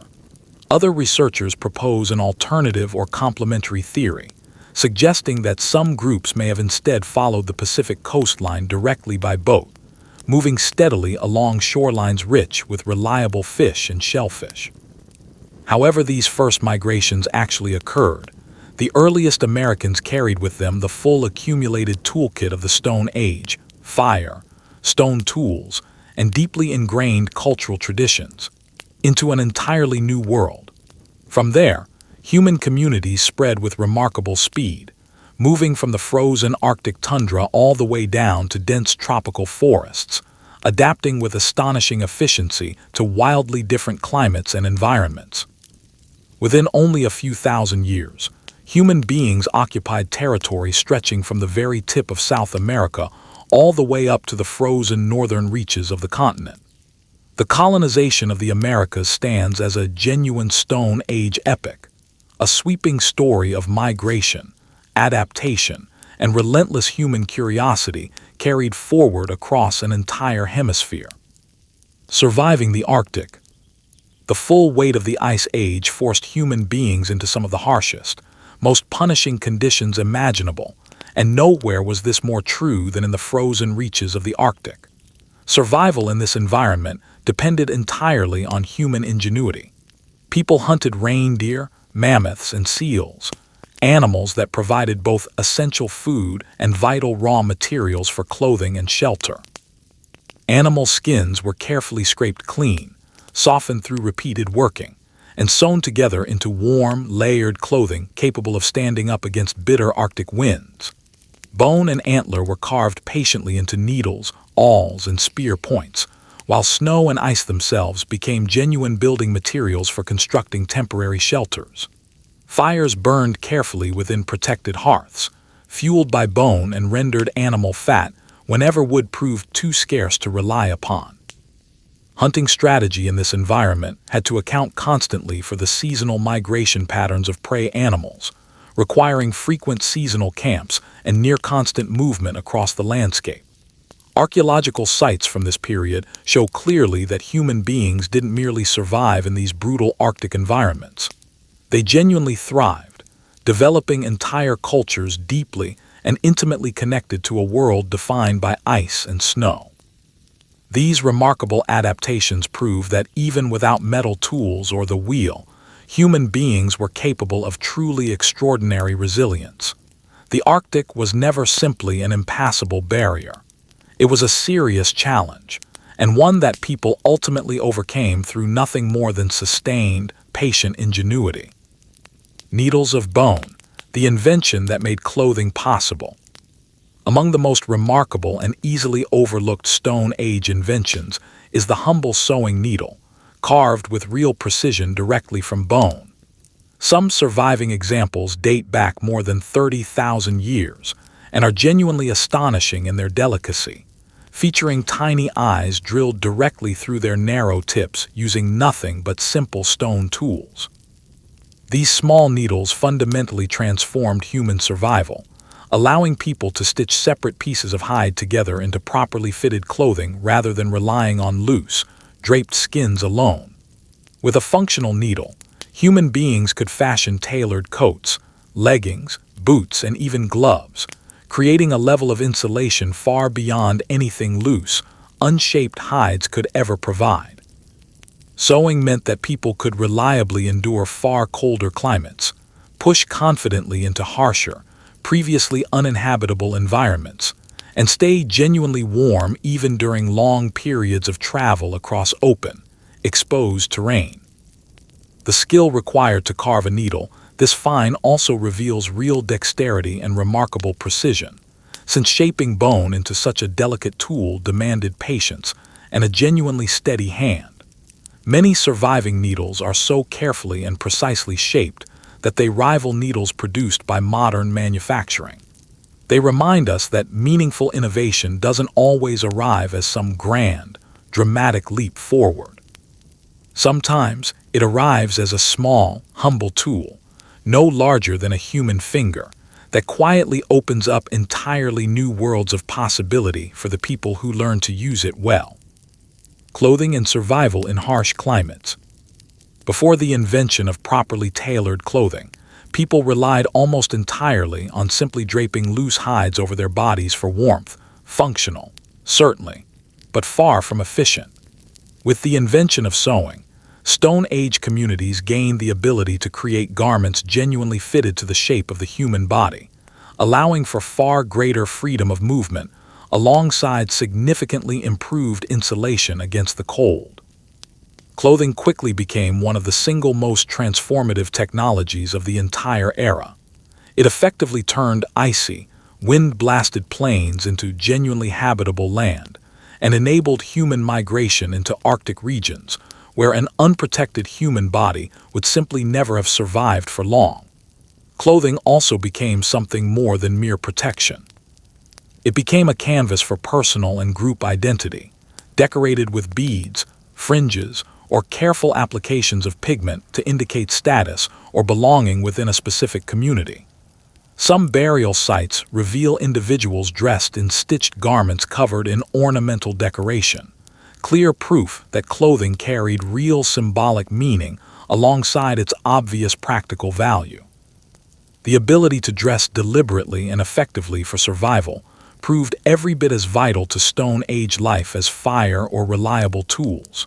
With properly stitched clothing, people wrapped themselves not just in animal hide, but quite literally in accumulated human ingenuity. Clear proof that adaptation was always as much about creative invention as it was about raw physical endurance. Footprints preserved in ancient mud. In certain rare and remarkable places, Stone Age people left behind traces far more intimate than any tool, weapon, or painted image. Their own footprints, preserved by pure chance in mud, ash, or clay, and fossilized in place for tens of thousands of years. These aren't artifacts crafted with intention. They are direct, physical evidence of movement, a frozen record of ordinary people simply walking across a landscape long since transformed beyond recognition. At one remarkable site in East Africa, a whole group of footprints reveals what appears to be a family or small band walking together across damp ground, adults and children moving side by side. At another site, a long trail of prints tells the story of individuals carrying loads, pausing briefly, and then continuing steadily onward, a frozen snapshot of a single journey undertaken by real people, tens of thousands of years ago. What makes these footprints so genuinely astonishing is precisely how ordinary they are. They capture gait, walking speed, even small pauses and slight stumbles in the mud. Some prints are detailed enough that individual toes, the curve of an arch, even a small slip in the wet ground remain clearly visible after all this time. These fragile traces remind us that the Stone Age was never only about tools, weapons, and carved images.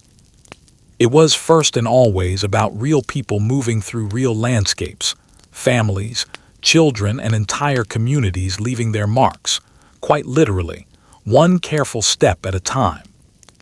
Some of these preserved footprint trails reveal children walking and playing alongside adults, their smaller, lighter prints darting back and forth, occasionally circling or overlapping the deeper, steadier tracks left by grown members of the group. At certain sites, children's footprints appear directly alongside the marks of ancient torches, suggesting the possibility that children explored dark cave passages together, running, pausing, and perhaps even laughing somewhere deep beneath the surface of the earth.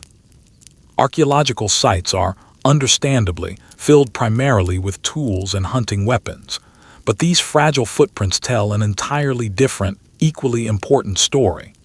One of ordinary family life, curiosity, and shared joy, exactly as real and human as anything we experience today. Remarkably, on certain stretches of ancient coastline, shifting tides have occasionally revealed footprints estimated to be close to 1 million years old, predating even the appearance of fully modern humans. These particular tracks likely belong to an earlier, now extinct human species, walking together as a small family group along a river estuary during a period of unusually warm climate deep within the Ice Age. To imagine a family crossing an ordinary muddy riverbank nearly 1 million years ago is to stretch our sense of time to its absolute limit. A direct, physical link to ancestors so distant that they feel almost impossible to fully comprehend, and yet whose steps remain, quite literally, still visible today. Life around the ancient campsite. Certain especially well-preserved archaeological sites capture entire Stone Age campsites almost completely intact, complete with hearths, post holes, and scattered tools left exactly where they were once used. These preserved traces reveal, in remarkable detail, exactly how people organized their daily lives around a shared living space. A central hearth typically marks the true heart of daily activity, the fixed point where meals were cooked and warmth was shared among the group. Nearby post holes reveal precisely where wooden supports once stood, holding up shelters constructed from hide, bark, or bone.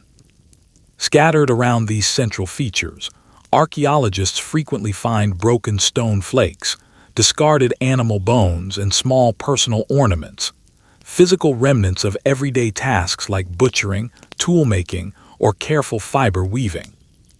Some of these ancient camps were clearly seasonal, established temporarily near a river during an annual salmon run, or set up along open plains to take advantage of predictable seasonal game migrations. Others show evidence of much longer-term, repeated use, with thick layers of accumulated ash and debris built up steadily over many years of continuous occupation. Each preserved site functions almost like a frozen snapshot of an entire community, captured permanently in soil and stone. These carefully preserved campsites remind us clearly that Stone Age life was never simply aimless wandering. It was organized, deliberately patterned, and consistently centered around dependable hearths and shared living spaces that anchored entire communities firmly to their surrounding landscape. Houses built from the bones of giants. Across the frozen expanses of Ice Age Europe, certain communities built genuinely remarkable shelters using the bones of the very animals they hunted. Mammoths. Circular huts constructed from carefully arranged tusks, skulls, and massive leg bones formed sturdy structural frames, subsequently covered with tightly stretched hides to keep out the constant, biting wind. Some of these unusual dwellings were even decorated further, with carved bone ornaments or applied pigment, transforming simple shelter into something closer to genuine architecture. Inside these unusual bone houses, hearths burned steadily while families gathered together, protected from the harsh Ice Age climate by the very same enormous animals they had once hunted and brought down. These structures reveal both remarkable practical ingenuity and a certain deep, symbolic respect toward the animals whose remains now sheltered the living. Turning heavy, unwieldy bones into a functional, weatherproof building required careful planning and real cooperation among many members of a community. Archaeologists have discovered entire clusters of these mammoth bone huts arranged together, suggesting something close to small, semi-permanent villages capable of providing stable, long-lasting shelter even in some of the harshest, coldest climates found anywhere on Earth at the time. To sit inside one of these unusual dwellings was, in a very real sense, to live surrounded by the physical memory of the hunt itself, sheltered directly by the preserved remains of Ice Age giants. These remarkable bone houses stand today as one of the most extraordinary and unexpected examples of Stone Age survival architecture discovered anywhere in the ancient world. Antler frames and adaptable architecture. Not every Stone Age shelter relied on the massive bones of mammoths. In regions where reindeer were especially abundant, people instead collected discarded antlers and used them cleverly as functional building material. Antlers, lightweight yet surprisingly strong, could be carefully lashed together to form sturdy structural frames for a hut, later covered over with stretched hide or layered bark for weatherproofing. This particular use of antler demonstrates a genuinely impressive flexibility, one that adapted architectural technique closely to whatever specific animals and materials were locally available in a given environment. Archaeological evidence suggests these reindeer antler structures served both a clearly practical purpose and a deeper symbolic one. Reindeer were absolutely central to survival in these regions, providing meat, warm hides, and useful raw material for tools. And now, in a sense, their antlers offered shelter to the living community as well. This kind of resourcefulness highlights the genuine creativity of Stone Age people, who consistently found practical potential in nearly every single part of the animals they successfully hunted.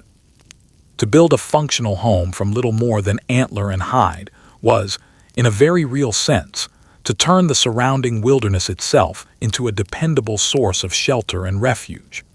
Blending pure survival necessity with real, sustained ingenuity in ways that archaeologists still find genuinely impressive today.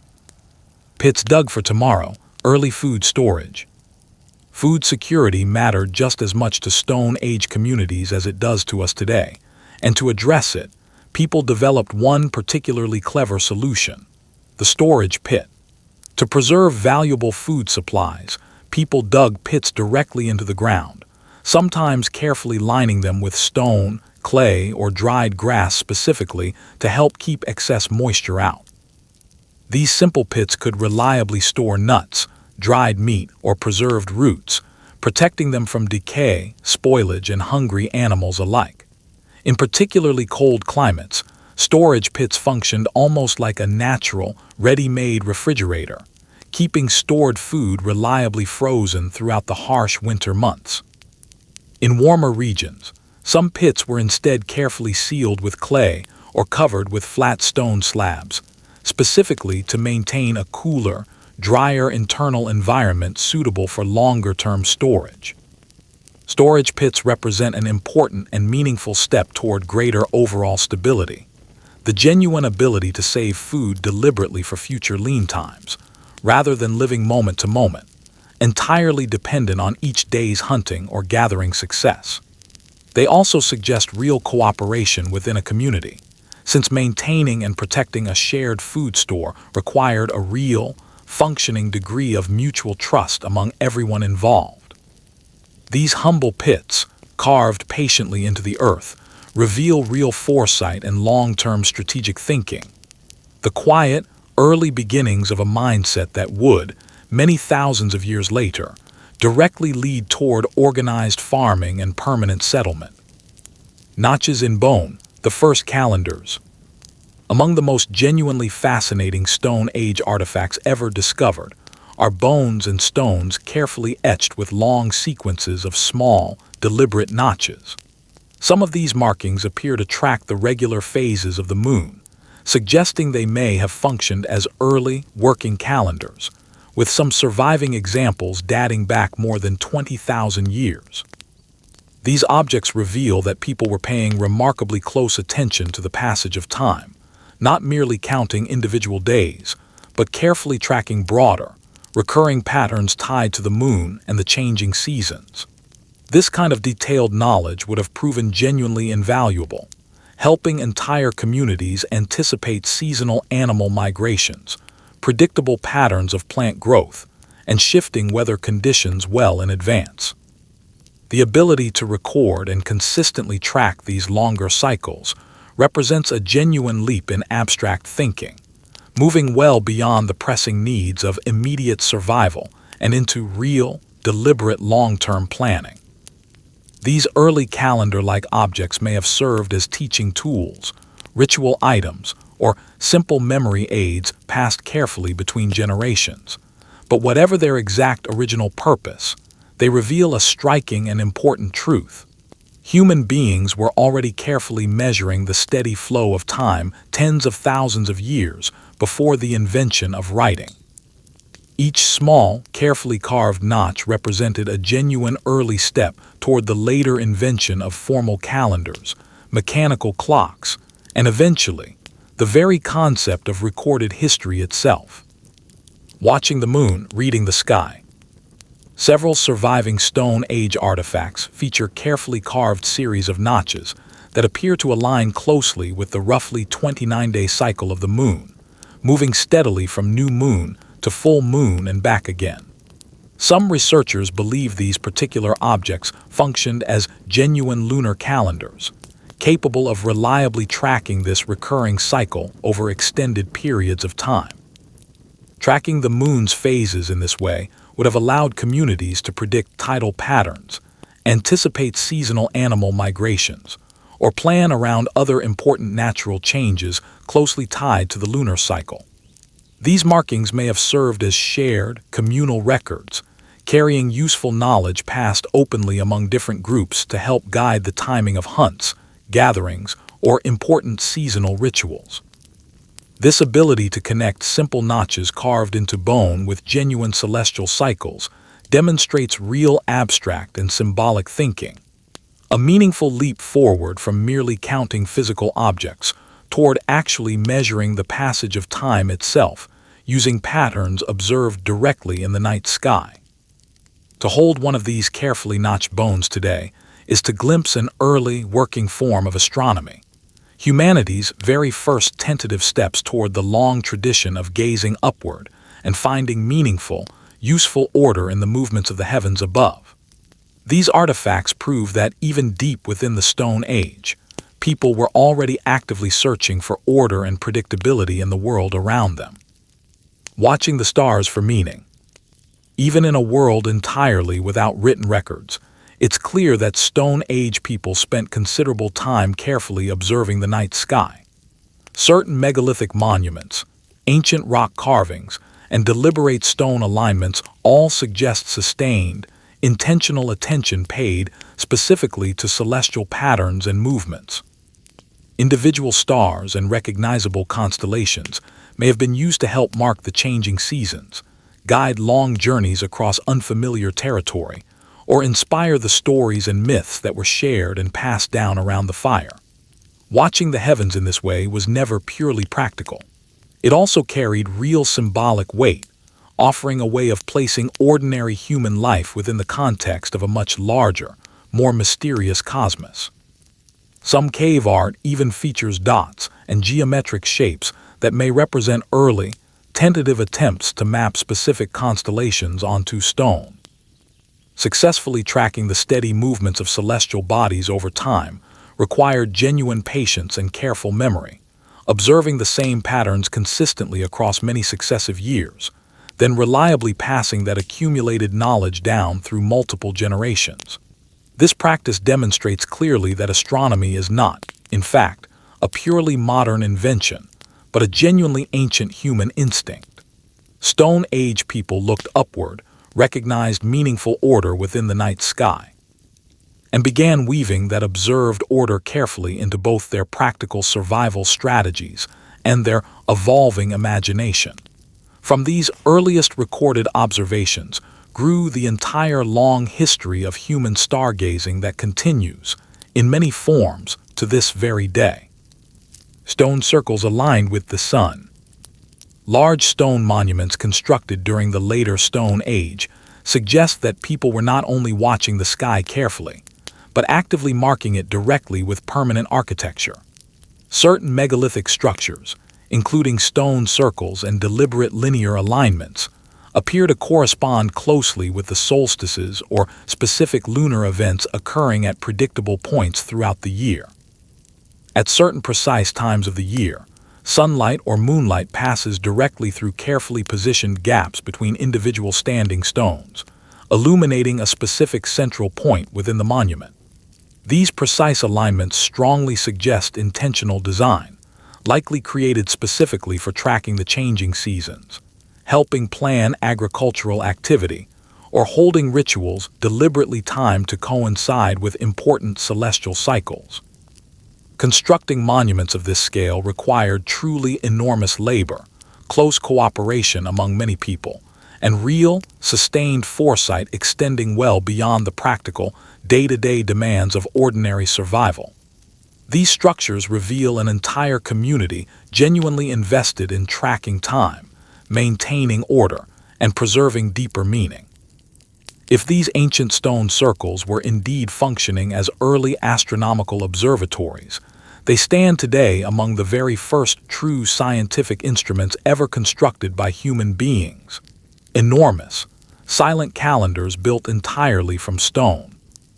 To gather at such a circle and watch the sun rise in perfect, precise alignment with the surrounding stones must have felt like witnessing not simply the beginning of a new day, but a powerful, visible demonstration of humanity's steadily growing mastery over time itself. Göbekli Tepe, a temple before farming. In what is now modern-day Turkey stands one of the single most astonishing archaeological discoveries of the entire 20th century. An enormous ritual site built more than 11,000 years ago, predating not just farming and pottery, but organized, settled life itself. Despite its considerable age, the site is genuinely monumental in scale, featuring massive carved stone pillars, some weighing many tons, arranged carefully in large circular enclosures and decorated extensively with detailed carvings of animals and abstract symbolic shapes. What makes this discovery so genuinely extraordinary is precisely who built it. This enormous structure was constructed by hunter-gatherers, people without permanent villages, without organized farming, and without any of the settled infrastructure long assumed necessary to support this kind of massive, coordinated building project. This single discovery directly challenges long-held assumptions that organized agriculture had to come first, before any large-scale monumental architecture could ever be attempted. This remarkable site instead suggests the opposite sequence of events, that the deep human drive to gather together for shared ritual and belief may have been precisely what first motivated people to organize themselves, build together, and eventually settle down permanently in one place. The site reveals that imagination, cooperation, and shared belief were fully capable of producing genuinely staggering architectural complexity, even without metal tools, without the wheel, and without any form of written planning whatsoever.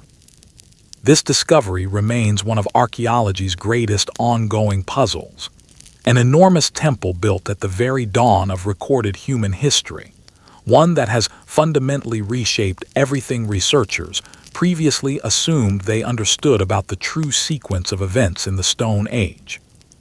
Carved animals on ancient pillars.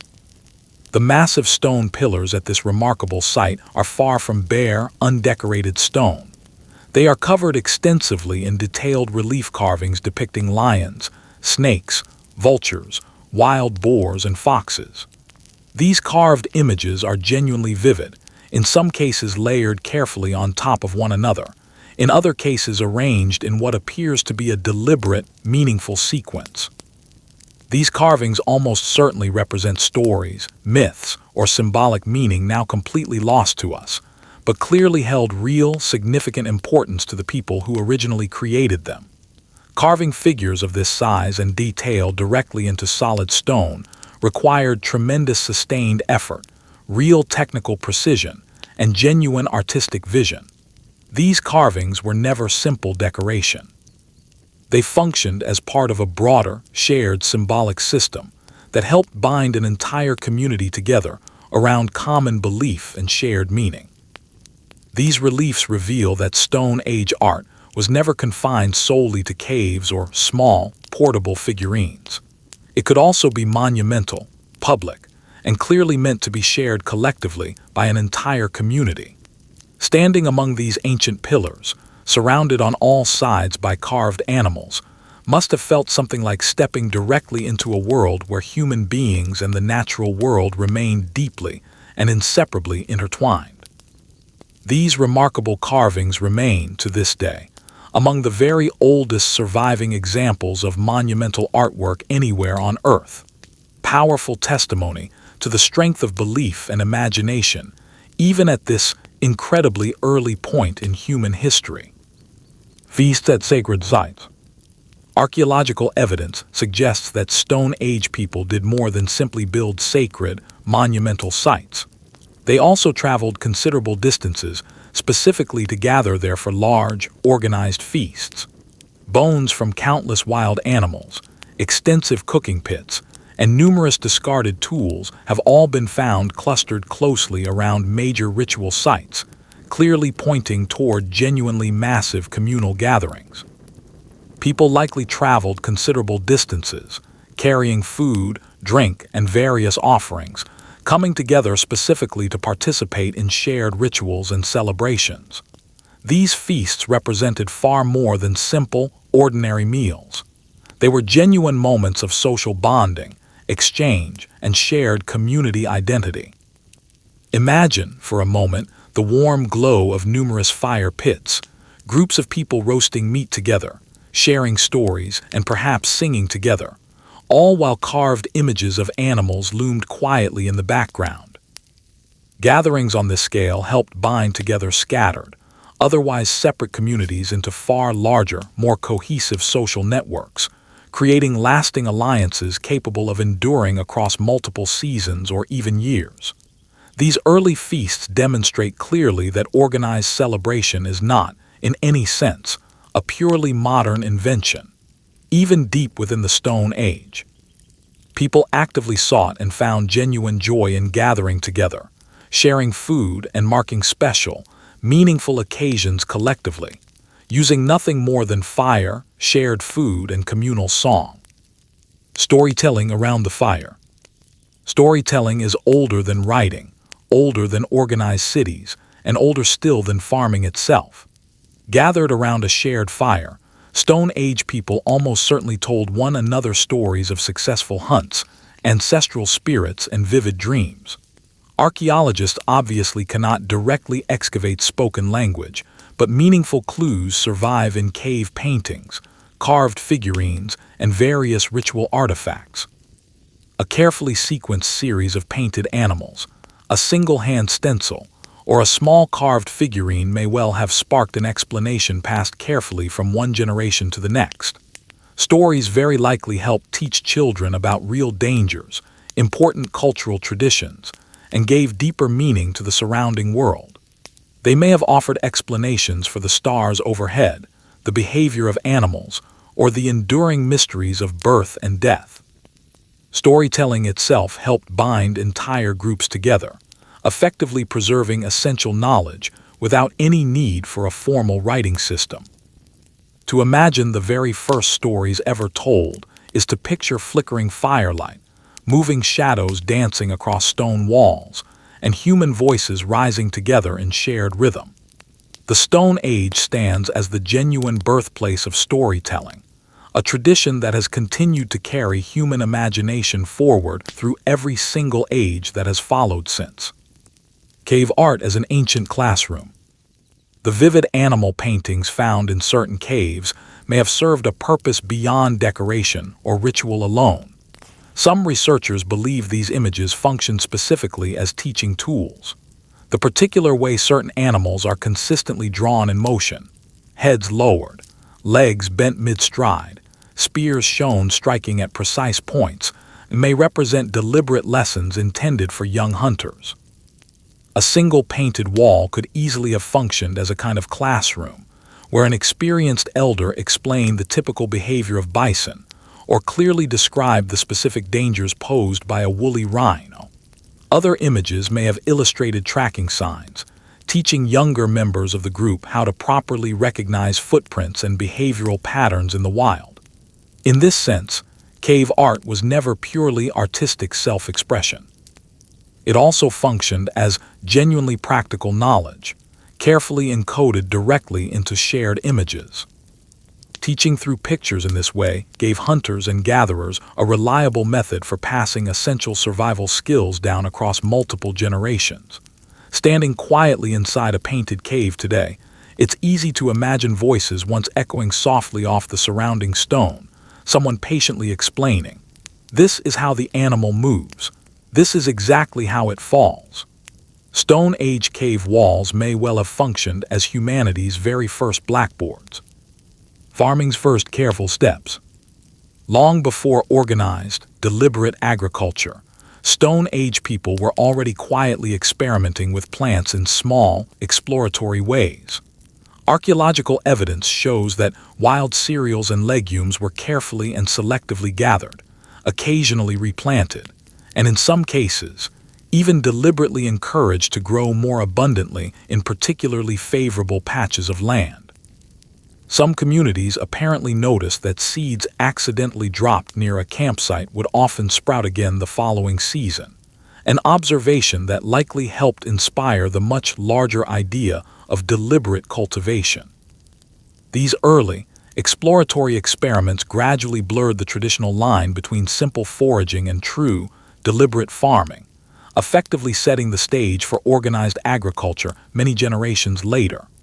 They reveal genuine curiosity and careful observation, noticing precisely which plants grew best in which conditions, which particular seasons brought the greatest natural abundance, and how soil and available water directly shaped a plant's success or failure. Over many successive generations, these small, informal acts of careful tending gradually became deliberate, intentional farming practices, eventually leading directly to the full domestication of wheat, barley, and lentils across the ancient Near East. This transition was never sudden. It unfolded slowly, built from countless small individual discoveries woven carefully into the fabric of ordinary daily life. Organized farming did not begin with a single planted field. It began, instead, with countless small moments of careful attention, as people gradually realized they could shape the natural world every bit as deliberately as they had already learned to shape stone. Wild grains gathered for thousands of years.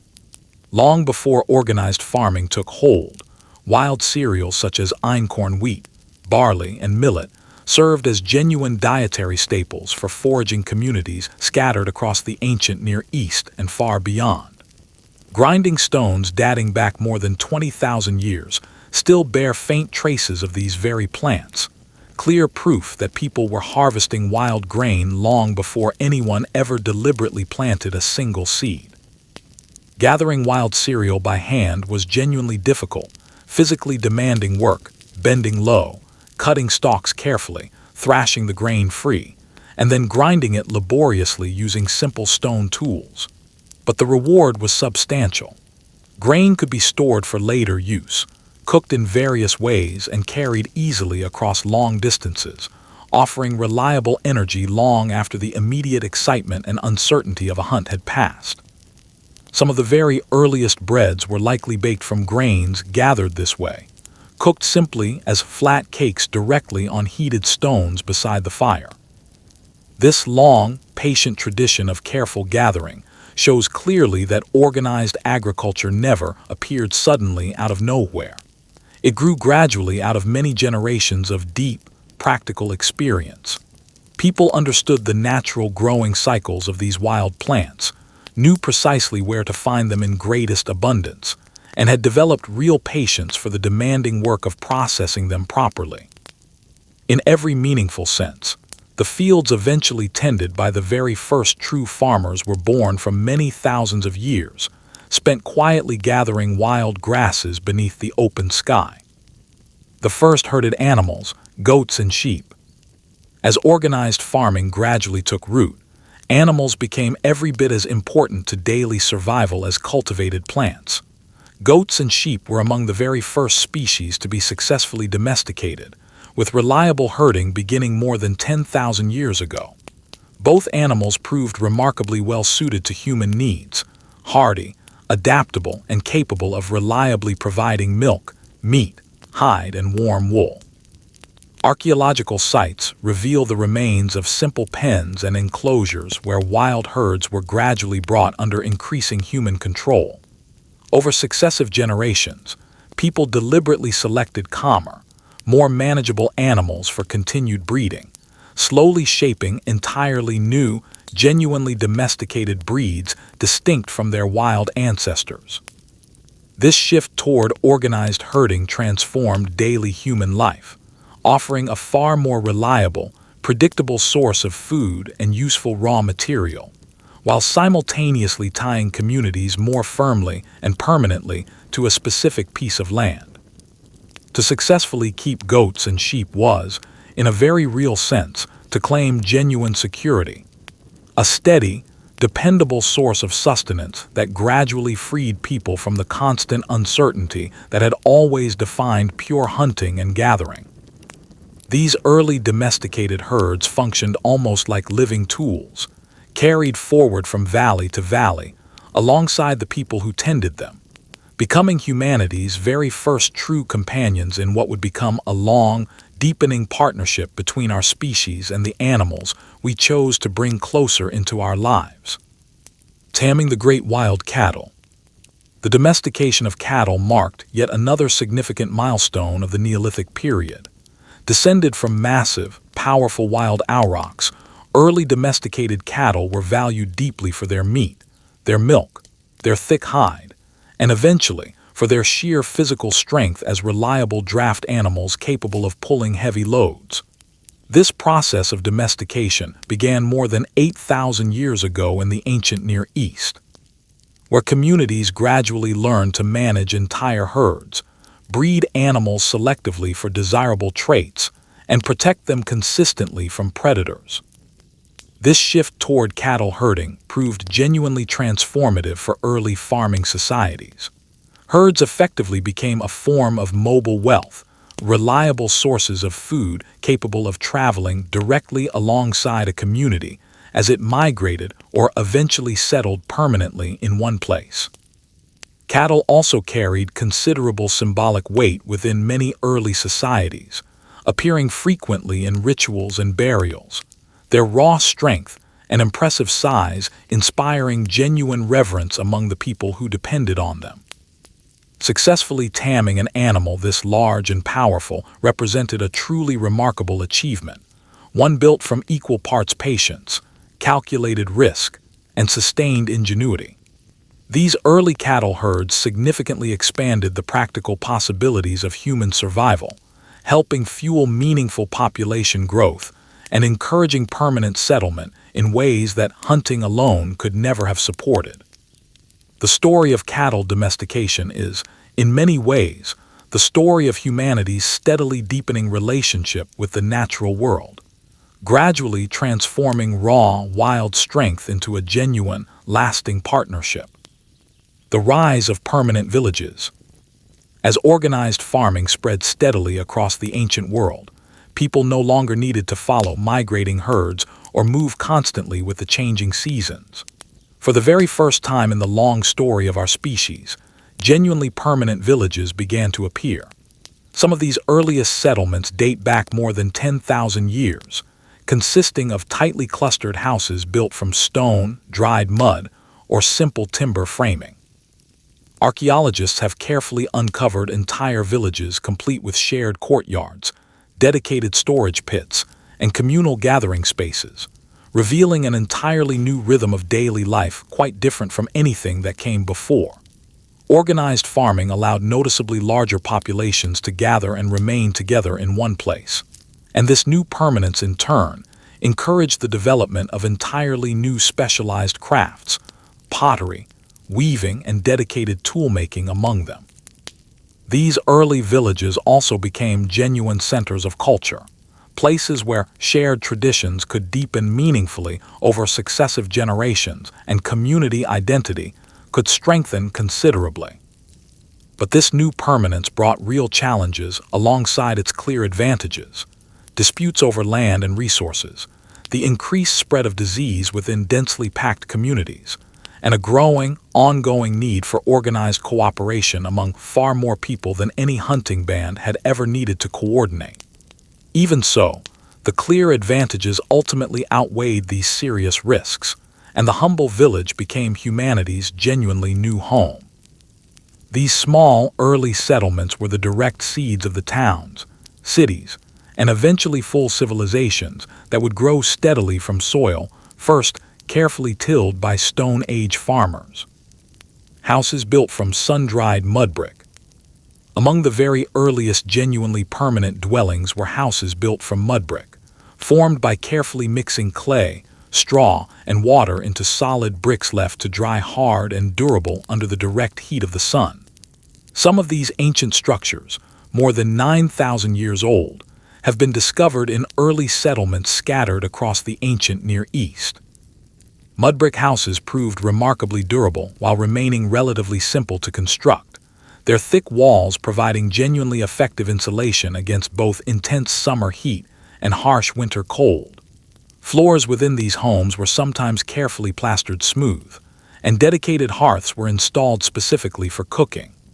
Roofs constructed from timber and packed reeds provided valuable additional space, useful for storage or, in warmer weather, even outdoor sleeping. These early mud brick houses represented a genuinely profound shift in how people understood their relationship with a particular place. They were never intended as temporary shelters made from hide or bone, but as stable, deliberately built homes meant to last for years, sometimes even for decades. To build with mud brick was, in a real sense, to make a clear personal declaration of permanence, to root oneself firmly in a specific location, and invest directly in its long-term future. Standing today among the preserved ruins of these ancient houses, it remains genuinely possible to trace the outlines of humanity's very first true neighborhoods, built patiently from nothing more than simple earth and quiet human ambition. Jericho's gleaming plastered floors. At the ancient settlement of Jericho, archaeologists have uncovered houses featuring floors coated in thick layers of smooth lime plaster, among the very earliest examples of this particular technology found anywhere in the world. These remarkably smooth, gleaming surfaces were created by heating limestone to extremely high temperatures and then carefully mixing the resulting material with water. The effort required to produce plaster of this quality was genuinely substantial, involving carefully controlled fire, considerable labor, and real advanced planning. Yet the final result was strikingly impressive: clean, durable floors capable of being repaired and resurfaced as needed over many years of continued use. These plastered floors served a purpose well beyond simple function. They carried real symbolic weight, representing a clear investment of time and care directly into the concept of home. Some surviving floor fragments even show faint traces of applied pigment, suggesting they were deliberately decorated or colored to enhance their appearance further. The plastered floors discovered at Jericho reveal just how far Stone Age communities had genuinely progressed by this point, moving steadily from simple caves and temporary huts toward carefully engineered, deliberately constructed living environments. In doing so, they transformed ordinary houses into true, lasting living spaces, durable and carefully ordered, clear evidence of communities growing steadily more sophisticated and more deeply rooted to a single place with every passing generation. Walls built before cities existed. Jericho holds one further genuine surprise: massive defensive stone walls, constructed around the settlement more than 9,000 years ago. These walls stand today among the very earliest known defensive structures in all of recorded human history, built long before the rise of anything we would recognize as a true city. The walls themselves, several meters high in places, were constructed using a combination of stone and mud brick, quite possibly intended to protect the settlement against seasonal flooding or the very real threat of raids from rival groups. A stone tower discovered attached directly to this ancient wall hints strongly at some additional purpose, perhaps organized surveillance, or possibly some form of ceremonial function tied to community identity. These impressive early defenses reveal clearly that Stone Age communities were already capable of genuinely collective thinking, planning and executing large-scale building projects that required sustained cooperation and organized leadership across an entire settlement. These defenses also reveal that real danger was a persistent, ongoing concern, whether from rival human groups, dangerous wild animals, or unpredictable natural forces beyond anyone's direct control. Building walls on this scale marks a genuine turning point, one where an entire community began deliberately protecting not just its people, but also its cultivated fields, its carefully tended herds, and its precious stores of food. These remarkably early fortifications quietly foreshadow the great walled cities that later civilizations would eventually build, though their true roots lie firmly in Stone Age ingenuity and hard-earned caution. Pottery older than metalwork. Pottery stands today as one of humanity's most enduring technologies, and its true origins stretch back deep into the Stone Age, long before human beings ever learned to work with metal of any kind. The very earliest known pottery vessels date to more than 16,000 years ago, discovered in East Asia, where people learned to shape wet clay by hand and then permanently harden it using controlled fire. These simple but genuinely revolutionary containers transformed daily life in countless practical ways. They allowed water to be stored safely and reliably, food to be cooked far more efficiently, and grain to be preserved effectively for much longer periods than ever before. Unlike woven baskets or stretched animal skins, pottery proved remarkably durable, capable of lasting for many years if handled and stored with reasonable care. Decorating these early pots with distinctive patterns soon followed naturally, quickly transforming simple practical utility into genuine artistic expression. Pottery also carried real social meaning, with particular decorative designs frequently reflecting the specific identity or cultural traditions of the community that produced them. The invention of fired pottery marks a genuinely profound step forward, directly enabling the kind of reliable food storage and efficient cooking that help support noticeably larger, more stable communities. Long before bronze or iron ever transformed human technology, it was simple, humble clay that had already begun quietly reshaping the entire course of human life. Fired clay for storage and cooking. Once people had firmly mastered the technique of hardening clay in fire, they steadily began crafting increasingly practical jars, bowls, and dedicated cooking pots. These later vessels were noticeably thicker and sturdier than the very earliest experimental pottery, well suited to storing genuinely large quantities of grain or liquid safely. Reliable cooking pots allowed food to be properly boiled for the first time, effectively softening otherwise tough roots and grains, meaningfully expanding available diets and improving overall nutrition across an entire community. Sturdy storage jars made it genuinely possible to keep surplus food safely through difficult future seasons, offering real protection against the constant threat of famine. Some particularly large jars appear to have remained permanently in place once created, effectively becoming fixed, central features within a house or shared communal space. The remarkable durability of fired clay also made it an ideal material for reliably passing cultural traditions down across generations. Fragments of decorated pottery frequently survive intact even after wood, hide, and other perishable materials have long since completely vanished. Each surviving shard quietly tells its own small story of meals once carefully cooked, food successfully preserved, and entire families reliably nourished. Fired clay was never simply a useful material. It represented a genuine, quiet revolution, giving entire human communities far greater practical control over time, hunger, and long-term survival than they had ever possessed before. Decorated pottery and the language of pattern. Even the very earliest pottery was rarely left completely plain. People frequently scratched deliberate lines into the wet clay, pressed patterns using twisted cord, or carefully painted decorative designs directly onto the surface of their finished vessels.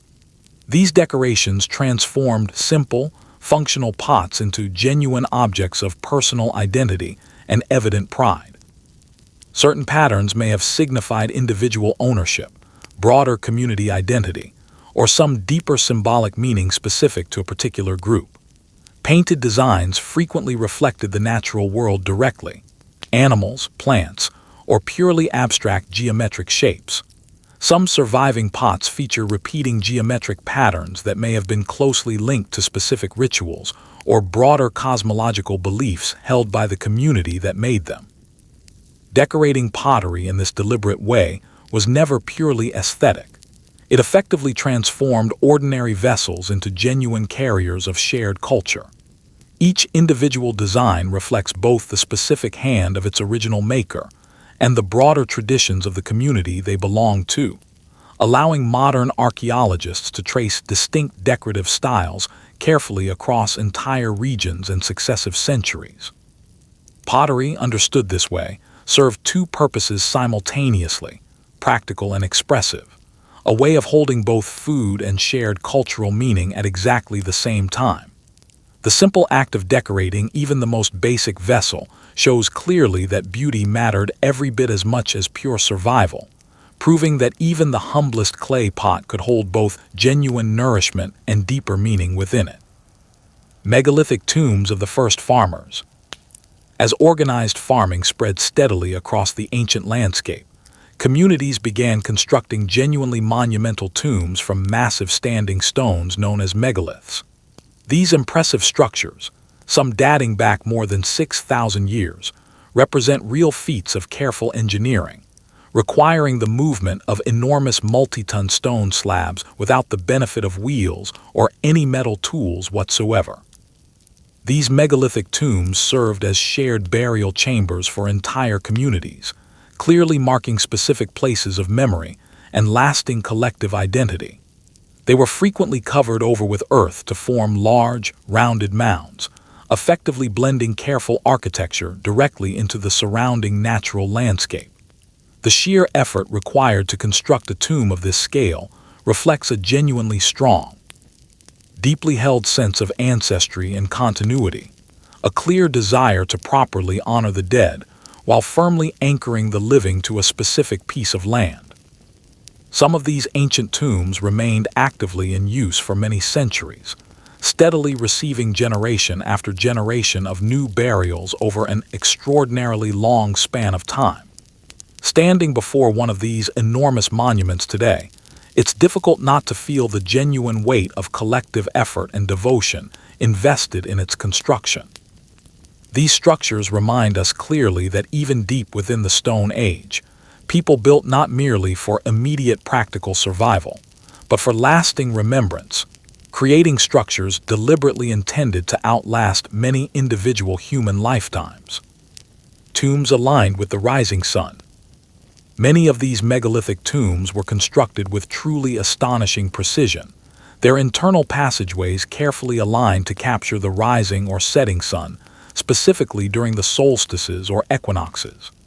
At certain famous sites, a narrow beam of light pierces directly through the tomb's entrance passage on one particular day each year, flooding the tomb's inner chamber with sudden, dramatic light. This kind of precise alignment reveals genuinely deep astronomical knowledge combined with clear symbolic intent, deliberately linking the concept of death directly with the ongoing, predictable cycles of the sun. Achieving this level of architectural precision required many years of careful, sustained observation and meticulous planning.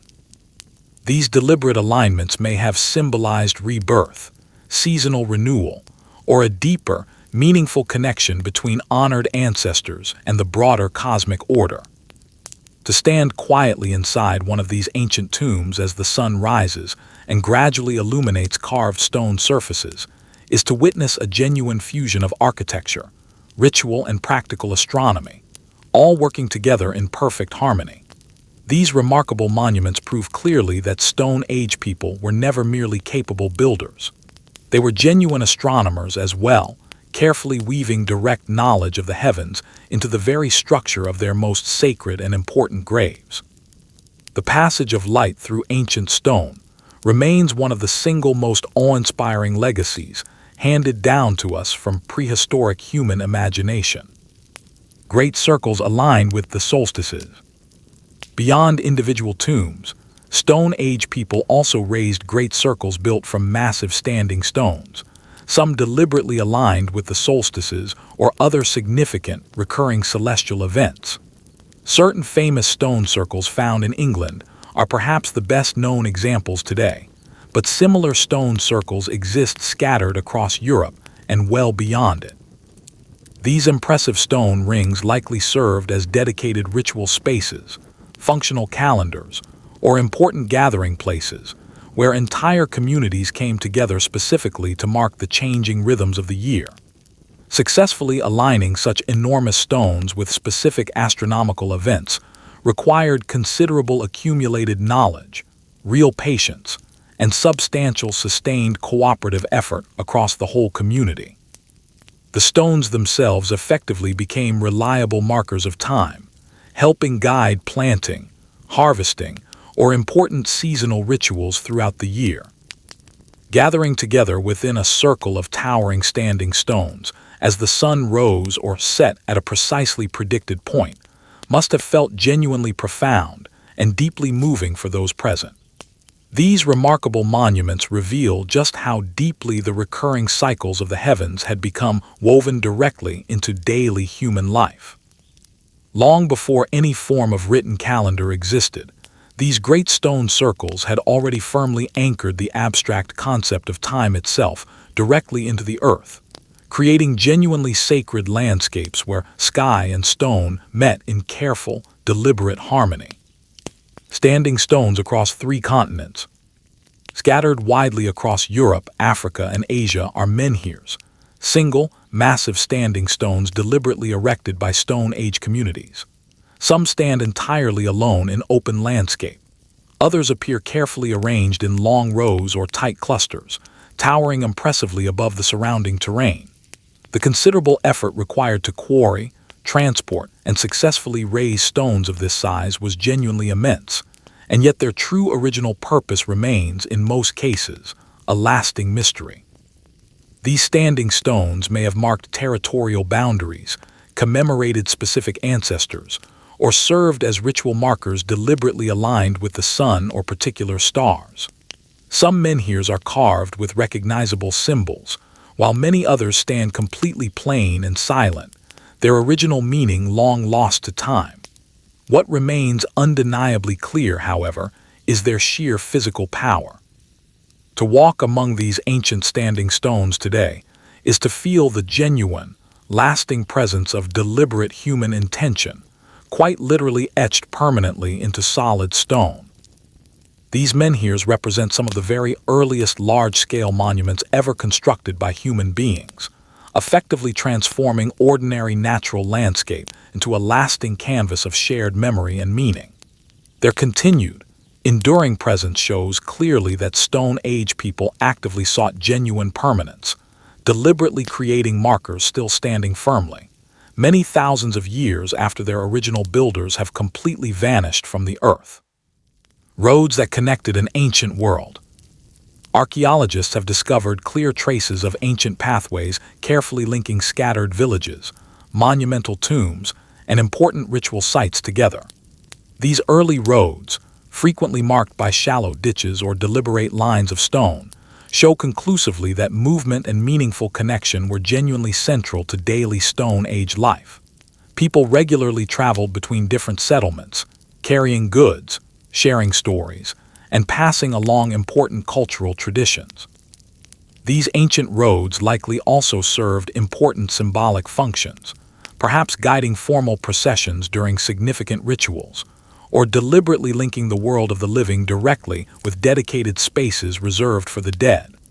Some of these ancient alignments stretch for genuinely impressive distances, their notable straightness suggesting careful, deliberate planning rather than simple, informal wandering paths.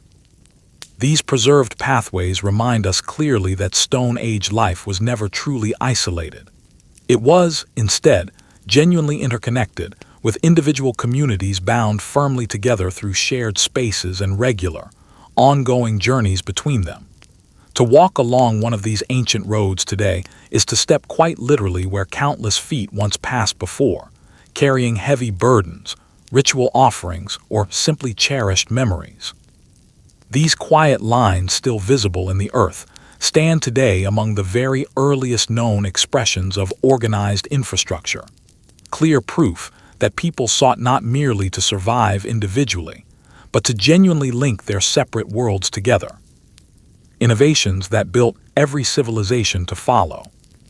The Stone Age was never truly a period of stagnation. It was, in every meaningful sense, an age of constant, relentless innovation. Fire, clothing, functional shelter, sophisticated tools, expressive art, and eventually organized agriculture. All of these fundamental innovations emerged gradually across these long millennia.